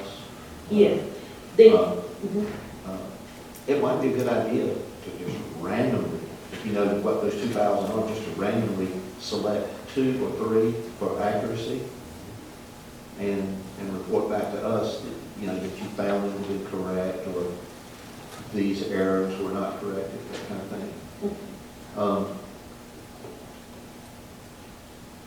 How do you? I was going to say, if I may, I do know that they have updated some of the land that was purchased at the beginning of 2015. I was on GIS this weekend, and I do know that some land that had changed hands at the beginning of last year, that is now reflected in that system. So that was in the, I'm assuming, the beginning of December's batch. There was a tract that I had reported to them that had not been corrected, but I'm thinking that it's aired land, and that's part of the problem. And some of the other things we look forward to is the quantity and size. Like, we've got showing some kind of property on GIS that is an acre, and in reality it's 20 acres or so, you know, that kind of transition as well. They made us some promises when they were here, and they seemed to be real genuine. I remember commenting in that regard. Would you say they're holding true to what they promised this point? yes, I do believe, they are making a real, honest effort. We did have a meeting with them. It was Kathy, Stephanie Sawyer from Register of Deeds, and myself. It was Joe Wample and Hayes Lambert from Atlas.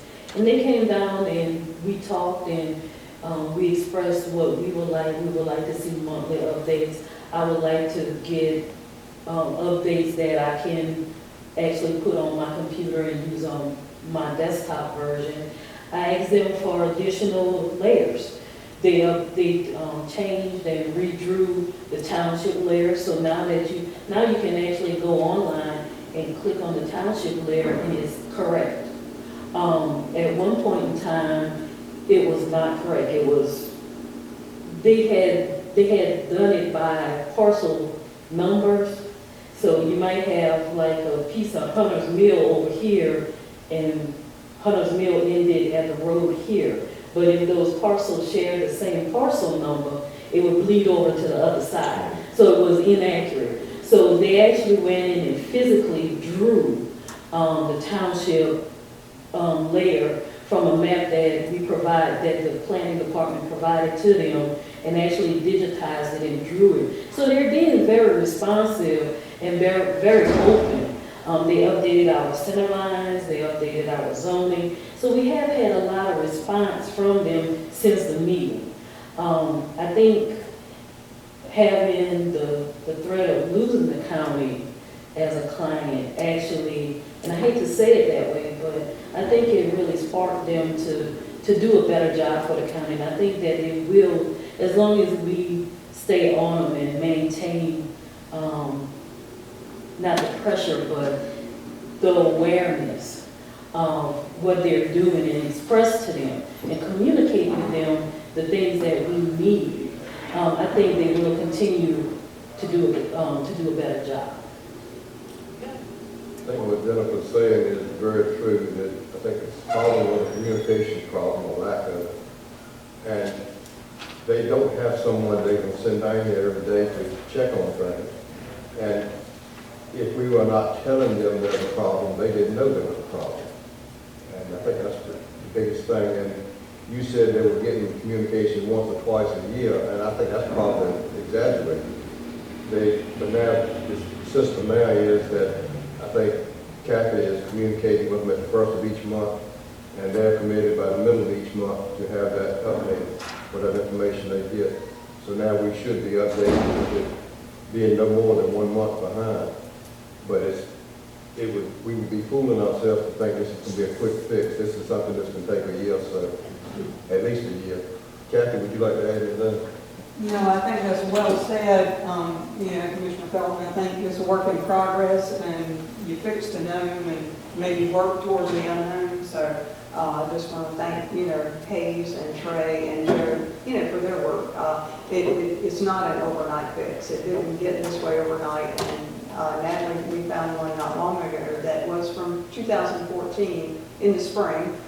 We traditionally think maybe that should have been mapped. It was not, for whatever reason, a couple of others, but we'll fix those. And on a regular basis, have some sort of rendering more appropriate for the county. So Jennifer and I both submitted a wish list of down the road things we would like to have, some overlays, some tools that are going to help us within the tax world and the planning department. So, but they're down the road. The immediate thing is get us a better light with GIS. So, thank the board and the county manager for their patience on it. Well, it's nice that we're moving in the right direction.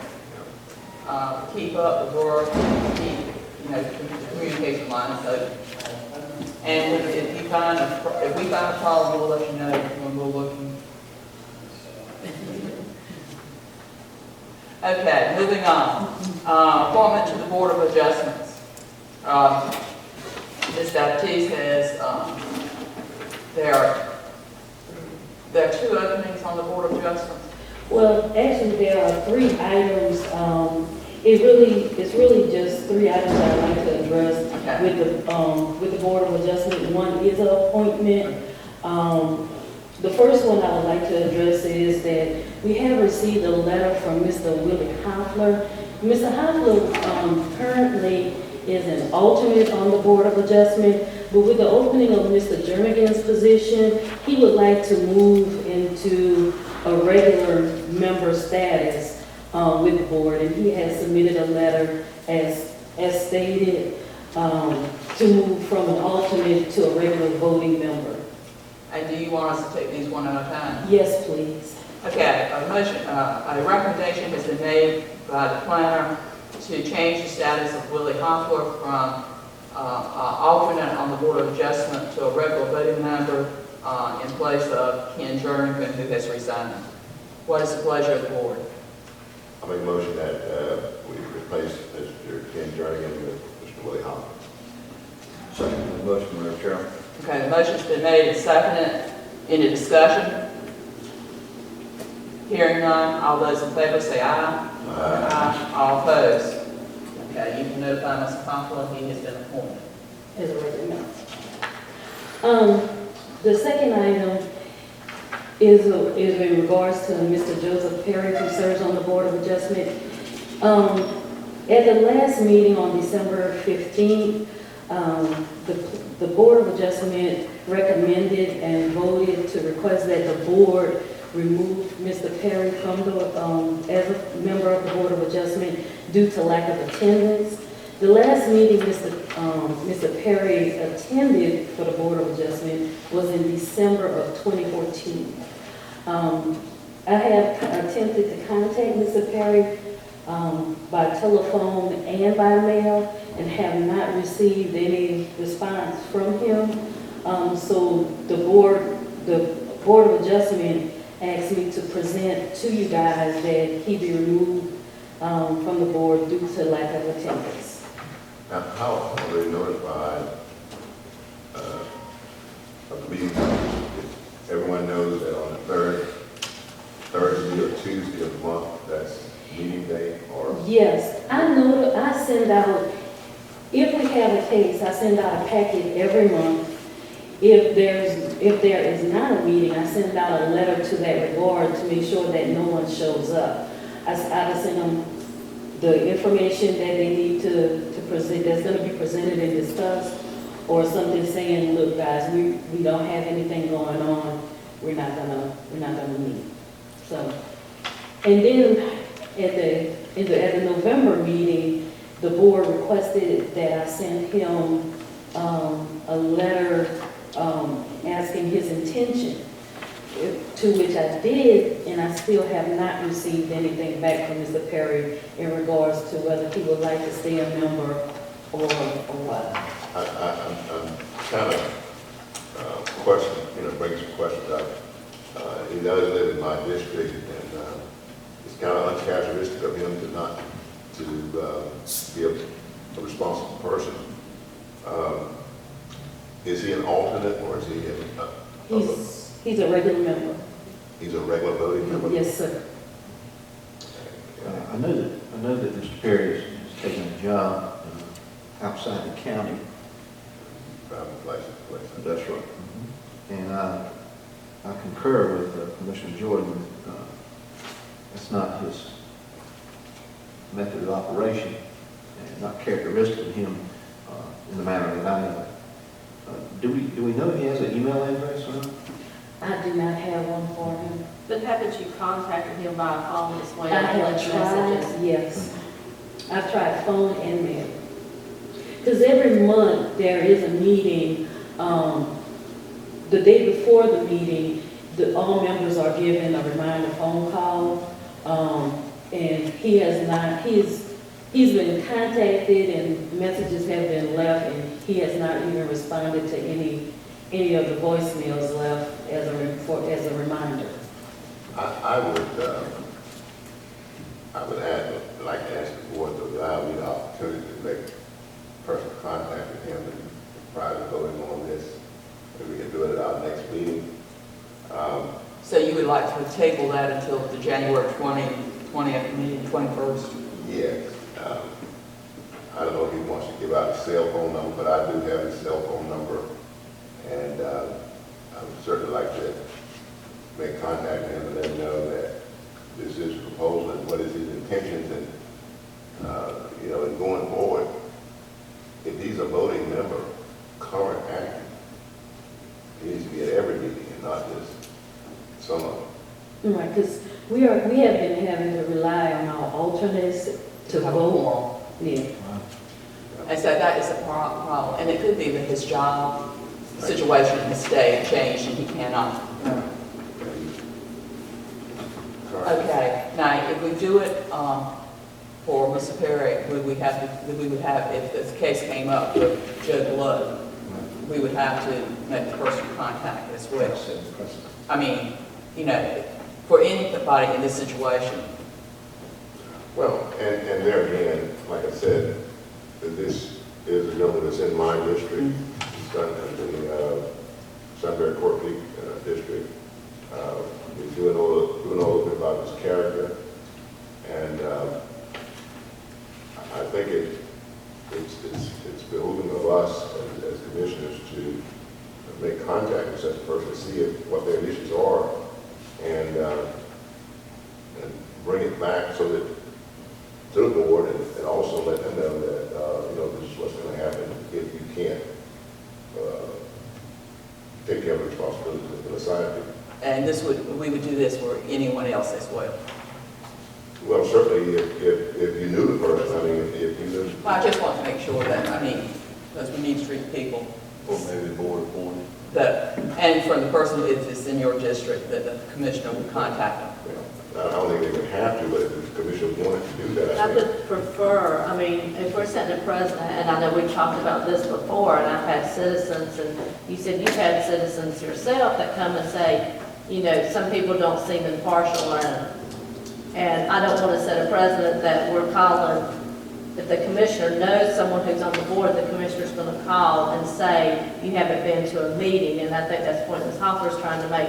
You might not know the next person who's assigned from your from your district, but will that commissioner then be tapped to say, okay, Joe Blow from your area is not attending the meeting, will you please call and say, let us know what your intentions are? So that way it's a fair all the way across, because he has not attended a meeting in a year.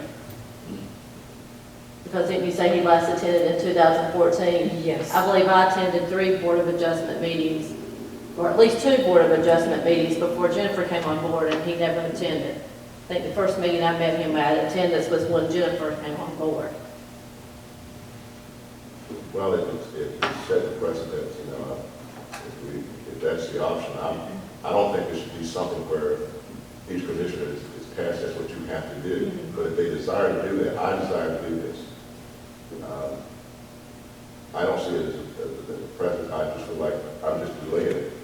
I'm asking to be delayed, not the fact that he's not removed.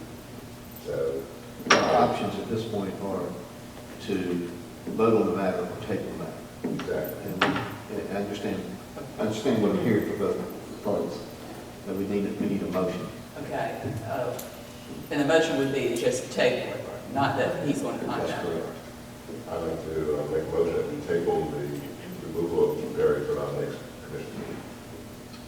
I'll second that request. Okay, motion's been made to second. Any discussion? Hearing none, all those in favor say aye. Aye. All opposed. So that was tabled. Ms. Baptiste, we'll certainly want that on the agenda for our next meeting to address. Okay, and the final point of yours is appoint a member to fulfill the remaining unexpired term of Ken Jernigan, which we have done, but now you need an alternate. Well, no, you just moved Willie Hoffler Yes. from, so you need to fill Mr. Jernigan's position from the Reynoldston Township and appoint them as a new alternate. And I believe that we have Timothy Williams, and he is from Reynoldston. Now, can he attend? I see he is supported by River Correctional Institution. Did you speak with him? No, they're Okay. not. He called on Monday and asked about the position, asked what the duties were for the Board of Adjustment. I explained a little bit to him, and I did explain when the meetings took place, because I was aware of where he worked. And he said, okay, thank you, and he did turn in his application that afternoon. Well, I know sometimes work, you can't get off. I'm glad to see we're date stamping. Okay, do I hear a motion? Madam Chairman, I move that we accept this application based on the conversation I've heard from our county manager about the attendance discussion. I move that we accept this application to fulfill the vacant spot. Second. Okay, motion's been made. Properly second. It would be the unexpired term. To include in my motion the unexpired term of Kenneth Jernigan. Is this the only application that you have? Yes.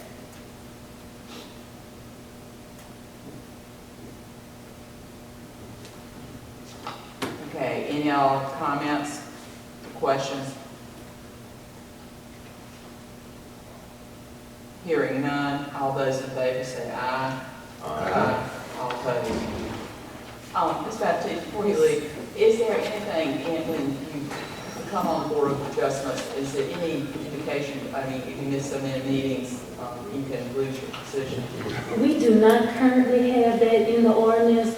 We have done some updates to the ordinance that you should be getting at the end of this meeting for an initial discussion to begin at the next meeting. And it is covered in that, in those updates. And that would be for both boards, for the planning board and the board of I know adjustment. several of the boards I attend, if you don't attend, they can remove you. And so, when we revise, I think we need to Yes. put that in writing. Yes. Okay, Mr. Crowe is here. We have one more. One. Oh, yes. We have two more issue, and new business. Can we take a short recess and hear from Mr. Crowe? Yes, yes. Is everybody in agreement with that? Okay. I think Mike just have some questions. Okay, so we're going to take a short recess, let's say 10 minutes. No. I'll second that. Okay, we do have one last thing. Two, excuse me, I forget that we added one. The Personnel Board recommendation that was, this has been forwarded from the Personnel Committee. It concerns a transit operator to promote Lula Cross from a transit operator 2 to a transit operator 1. Because of the way we put her on the wrong grade, we determined that she needs to be on grade 9, but we have moved up to step 10. We misclassified her last time. Basically, All right, need a motion on yes. we something need- like that? Yes. Madam Chairman, I move that we make this correction that's been put forth to the Personnel Board to move this lady from step 9 to step 10. Okay, a motion has been made. Is there a second? Second. Motion has been made and second. Any discussion? We just realized that was a mistake. Maybe. Okay, hearing no discussion, we will call for a vote on the Personnel Board recommendation to place Lula Cross on the pay scale as grade 9, step 10. All those in favor say aye. Aye. All opposed. So that is approved. Okay. The second item on the Personnel Board was to change the building inspector to a non-exempt status to be effective January 1st, 2016. Even though he is a department head, he does do, This was based on FLSA standards that Chrissy and I discovered during a employment law class. Building inspectors are not to be considered exempt based upon the type of work that they do. And even though Edgar is a department head, he still does inspections on a daily basis. So therefore, recommended for the Personnel Board that he be reclassified. One of the things, is exempt, non-exempt, it's also based on managerial decisions that are made, whether or not they can determine hours and that sort of thing. Also, when you go from a non-exempt to exempt, now you're also eligible for overtime. As a matter of fact, if that's the case, it could be open the door for back pay of overtime. No, sir, Edgar's timesheet varies, I can't even think of any time over the past year that Edgar has accumulated any flex time. And if he does accumulate time, he uses it the week that he receives it. I discussed this with Diane Jeffers at the School of Government, and she said that, yes, it is based on her recommendation and case law that she had seen, it was recommended that we would classify him. Look back period, if there were something, what would that be? I think it's 2 years. I'm just saying because we give him. Well, what about the managerial? He does, because majority of his time is actually spent out in the field. That is why it's recommended that he be moved back to non-exempt. So we'll end up paying all the time. If he works overtime, but we do not pay overtime, we get comp time. Well, that's the thing.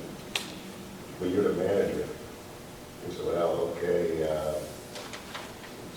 you make those decisions as to how long you're going to work and when you work. And that's one of the reasons for non-exempt. You don't have control, the employee does not have control over their time other than what their specified work time is unless it's authorized. And, you know, I think the language, with all due respect to the school government, the language in the FLSA law needs to be reviewed very carefully before we make this change.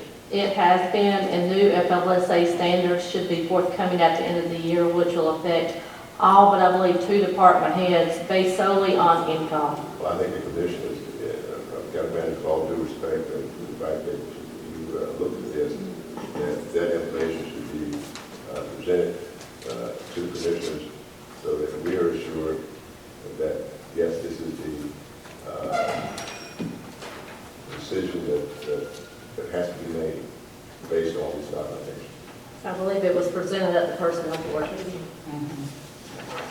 And I do not know if I have that information with me, but I think it was presented at the personnel board meeting.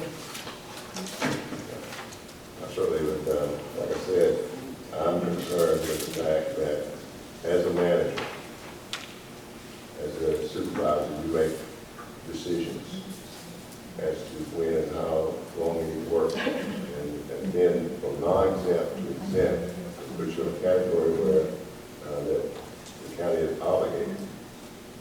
And you have to separate those two. And the only way you can separate them is from exempt to non-exempt status. Well, like I said, please be aware that if the current FLSA proposal passes or is actually implemented in 2016, managerial duties, it does not matter what percentage. Like I said, I believe all but 2 of our department heads will now be considered non-exempt based on salary. And Edgar would be one of those. So even if the change is not made today, if the change has to be made at the end of the year, then it would have to be changed. Like I said, managerial duties at this time would not be considered. I'd like to see that myself, or we move forward. Are you indicating that there's some new legislation? Yes. Effective? They do not know when it was supposed, they first anticipated a date for it to be effective was the end of 2015. However, legislature or Department of Labor has not decided that. They're still reviewing comments. They received more comments than they've ever received. And now indication is anywhere from mid-2016 to the end of 2016. But what it would do is it would change the minimum amount of money that someone who is exempt could make. And it would, I think right now it's going to be $55,000 a year. So even if you spend 75% of your time doing managerial duties, if you do not make I'm just going to say the $55,000 a year, you would then become non-exempt, unless the company you work for changed their salary to $55,000 a year or more. I want to split ignorance. Is that family leave? No, Fair Labor Standards Act, I'm sorry. Fair Labor Standards Act. Part of the New Deal. Do you think Commissioner Jordan must be satisfied? Mhm.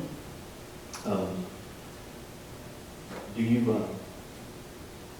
I realize we've talked to local government. Mhm.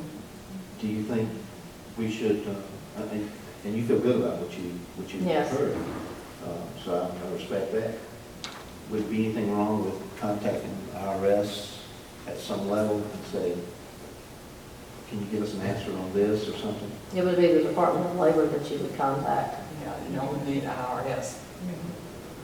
I would. You I'm don't just call saying. them. I'm just saying, would that be a remedy to address?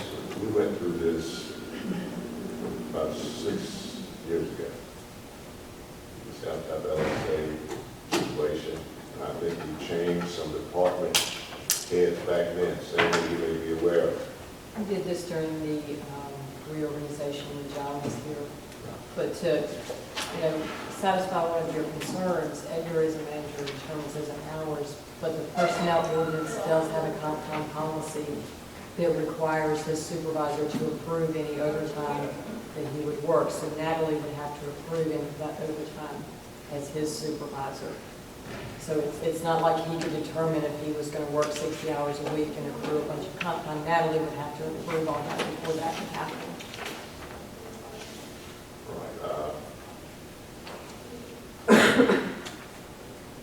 That's a good point.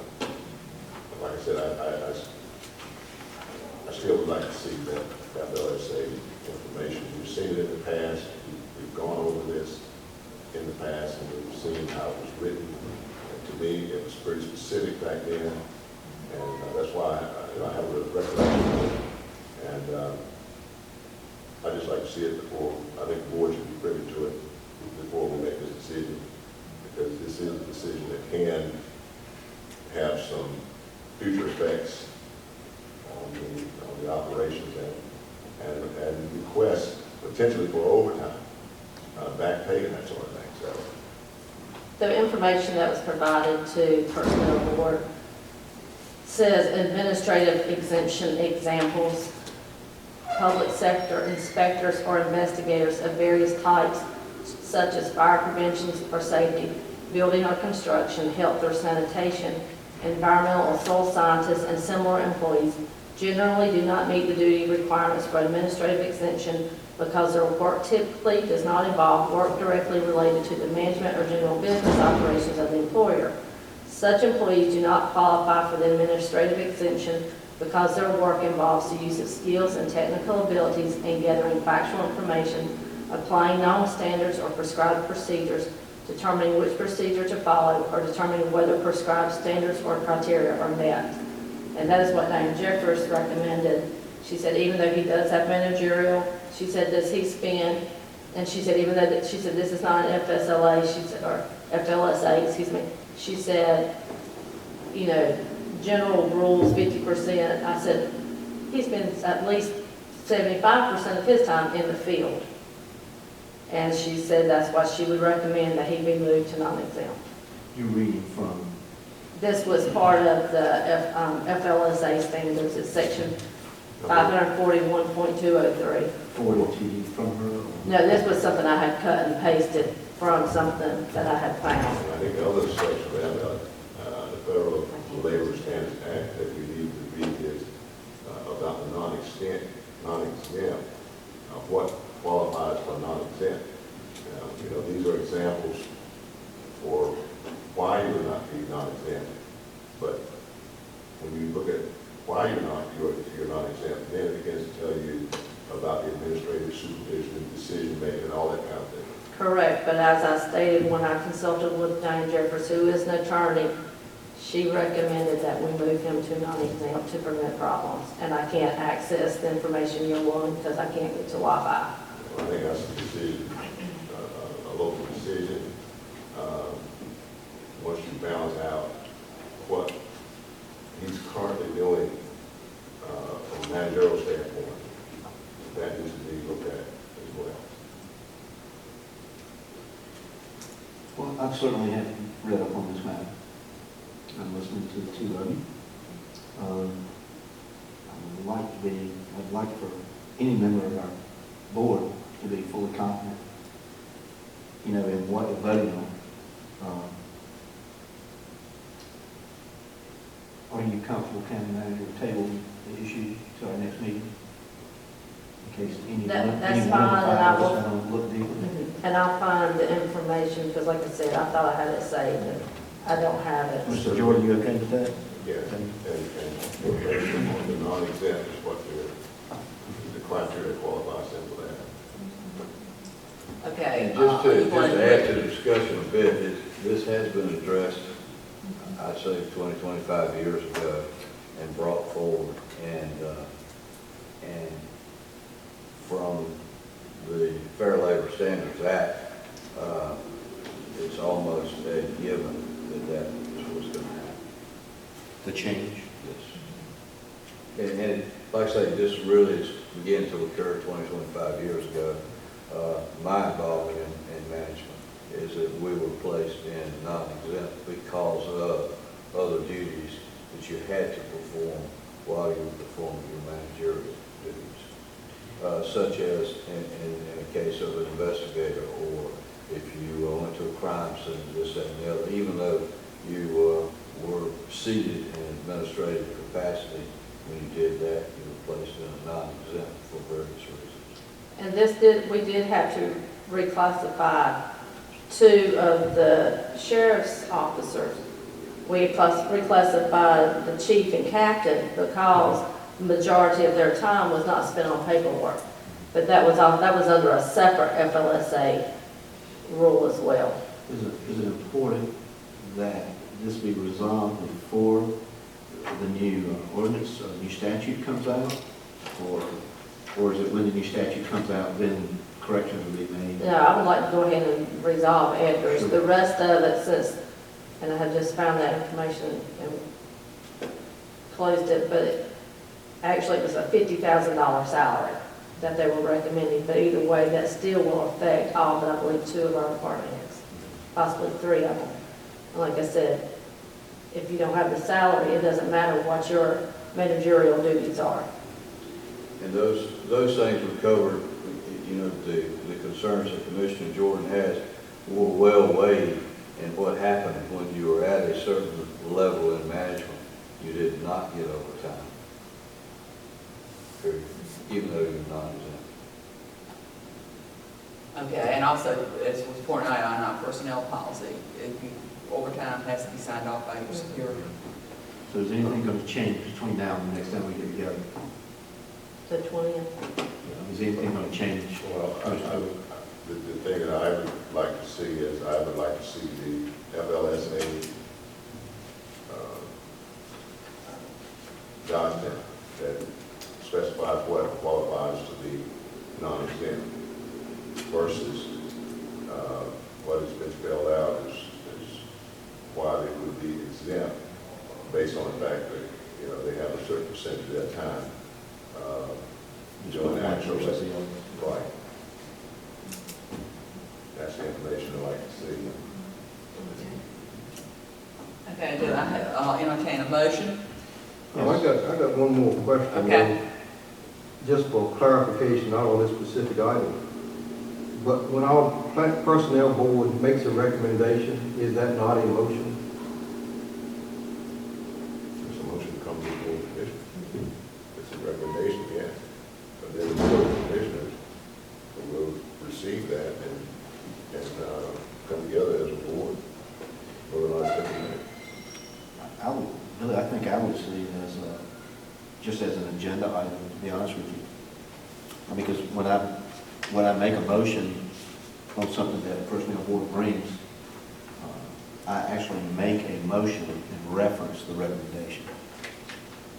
Well, you know, in Robert Rules of Order, I hate to bring this up, but if it comes from, in a lot of organizations, if it comes from a committee, you don't need a second. It comes as a recommendation. You don't need a second. You just need to vote. You just need to vote on it. I personally would like us to see us sit down and write out the rules that we want to go by. We don't have any written rules.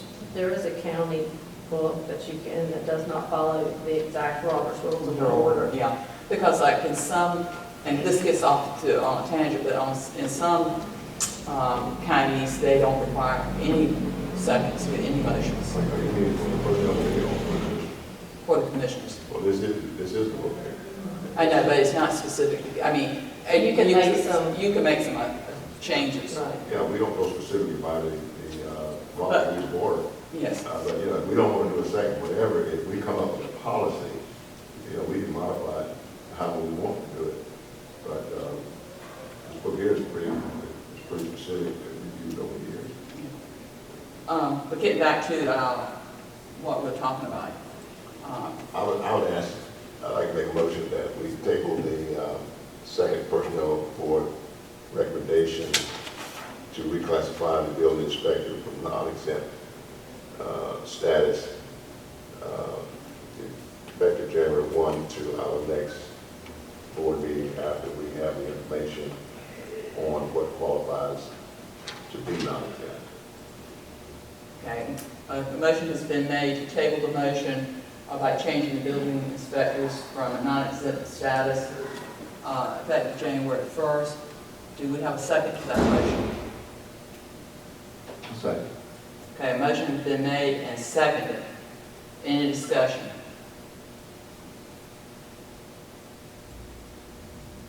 Hearing none, we will vote. All those in favor say aye. Aye. All those opposed? No. No. Maybe we need a hand vote, because I'm not sure. Okay, all those for it, raise your hand. Okay, 2. All those opposed? 3. That motion fails. Do I entertain a null motion?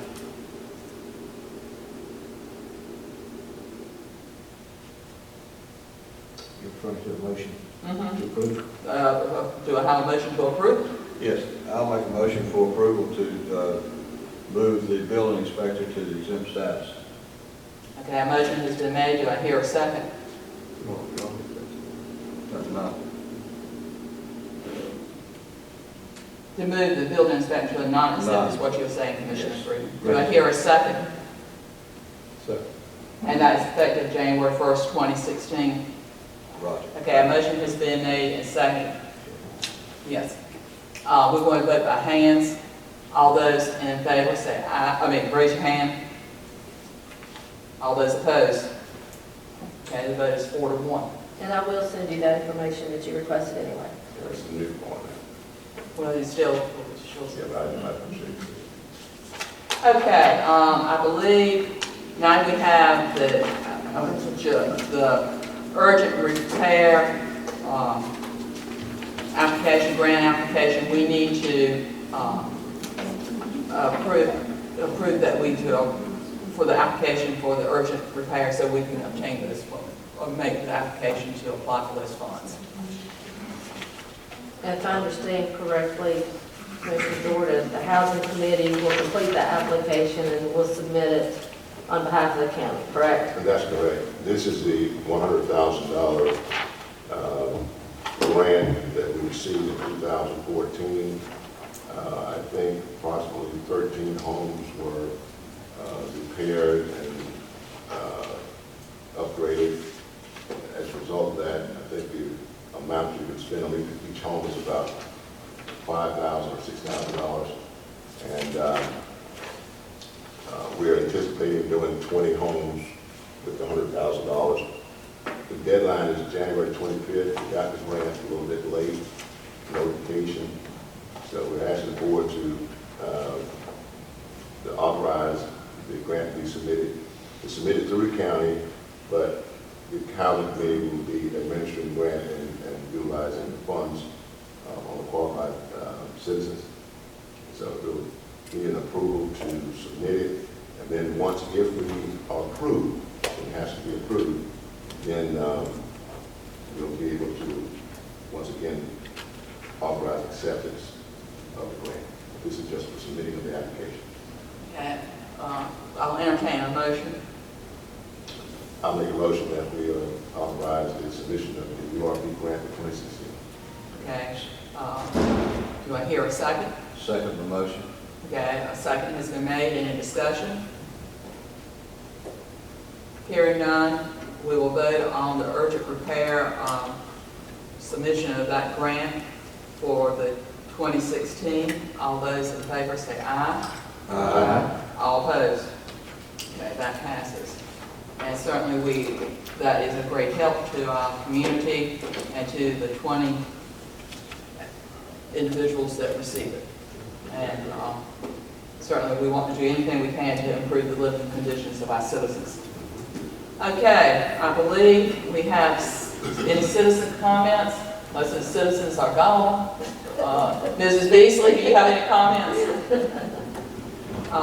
Madam Chairman, I know this is just for information, but the rescue squad letter for Tom Morgan, do you want to read that? And all of us have been contacted by the rescue squad, I'm sure, and in our next meeting we'll be that proposal is going to be coming up. But for your information, my voice is not good today. I'm not sure. This letter is from Tom Morgan, Chair of the Board of Directors of Gates County Rescue and EMS. Dear Madam and Sirs, this letter is to serve official notice that Gates County Rescue Squad, Inc. will terminate the current contract with the County of Gates to provide rescue and EMS services effective June 30, 2016. This notification is intended to comply with the 180-day termination clause of the current contract. Gates County Rescue Squad, Inc. is unable to provide these services for $25,000 as stated in the current contract.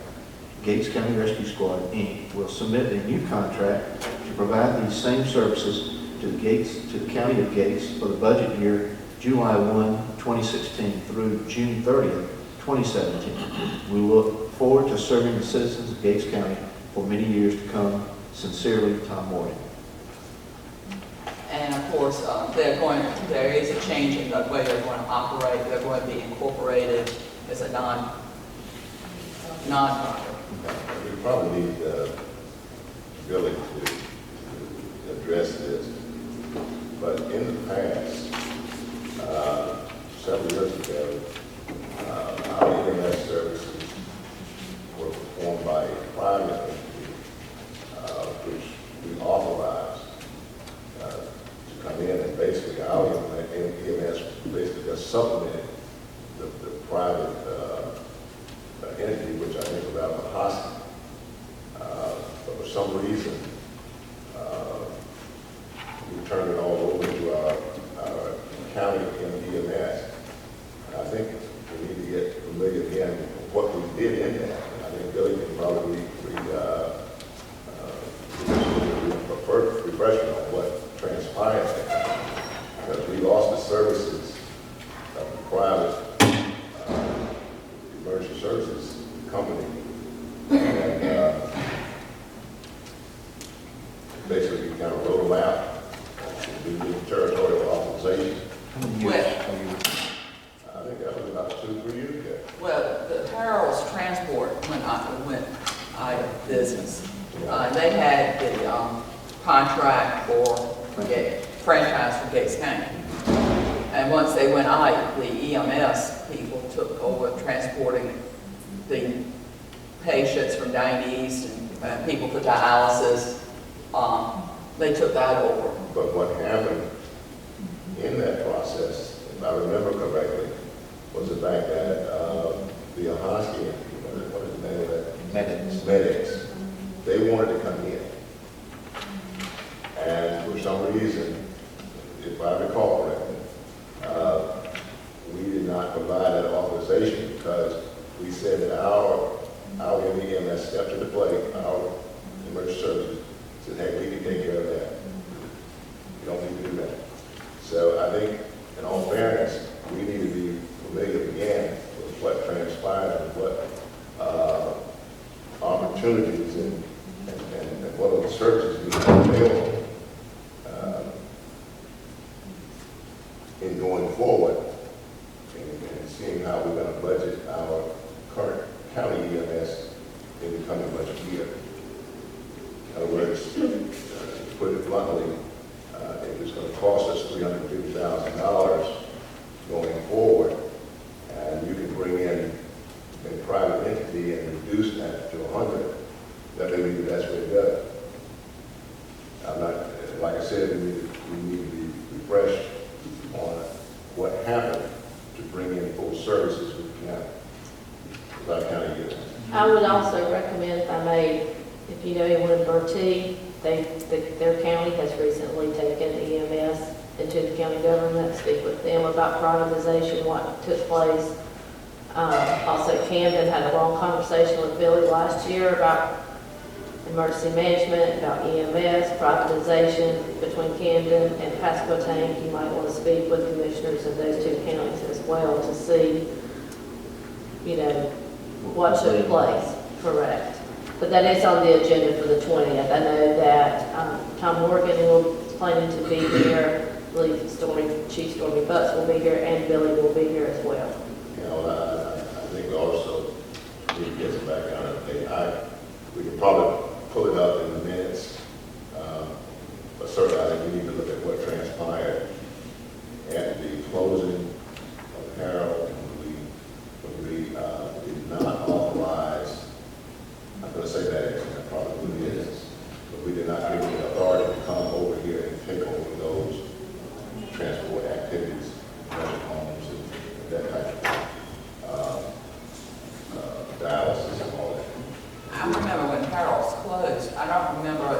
discussion that that time took place with Med-X. I think that was prior to my coming on the board, that that Harold's was granted the franchise. I don't think any discussion was had when they closed. Well, there, I didn't know how far you were going back, the reason I asked that question. When I first came on board, this matter came up. So it's been in the last 5.5 years. And I think Med-X got an application and submitted it. I don't recall if it came before the board or if they withdrew their application before it came to the board. But they started the process. They may have completed the application process. But we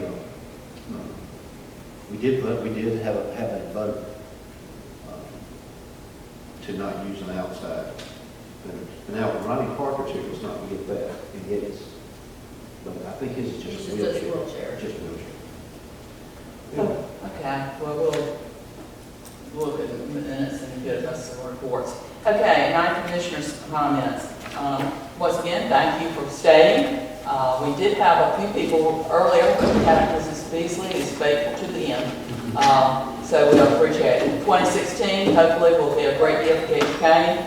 We're looking forward to a lot of exciting things to occur, and hopefully it's good for all of us. Thank you for coming.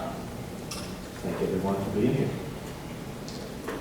Same here, I say Happy New Year to all of our citizens. Thank you, Ms. Beasley, and all of those who are here today to be a part of the commissioners meeting. It's something that the county has to do, and what we do, we want to make sure it's a benefit for everyone, and it's glad to have this part of it. Thank you. Thank all the department heads for good reports today. Everybody has worked diligently and things are going smoothly, it seems like. And Anna Marie, I do thank you for being here. I always like to see my side represented. I bring that up every once in a while. I've talked to her about moving. Thank you. Welcome to 2016. Some things that just happen all the time, and want everyone to understand that paying attention or either here or have been here is that we are proponents of good government. All of us stand together on that. We are designed as a governmental agency to move slowly. That's just what happens in government. It's unfortunate, but it does happen. We are growing, we are changing. We recognize that as your commissioners from day to day.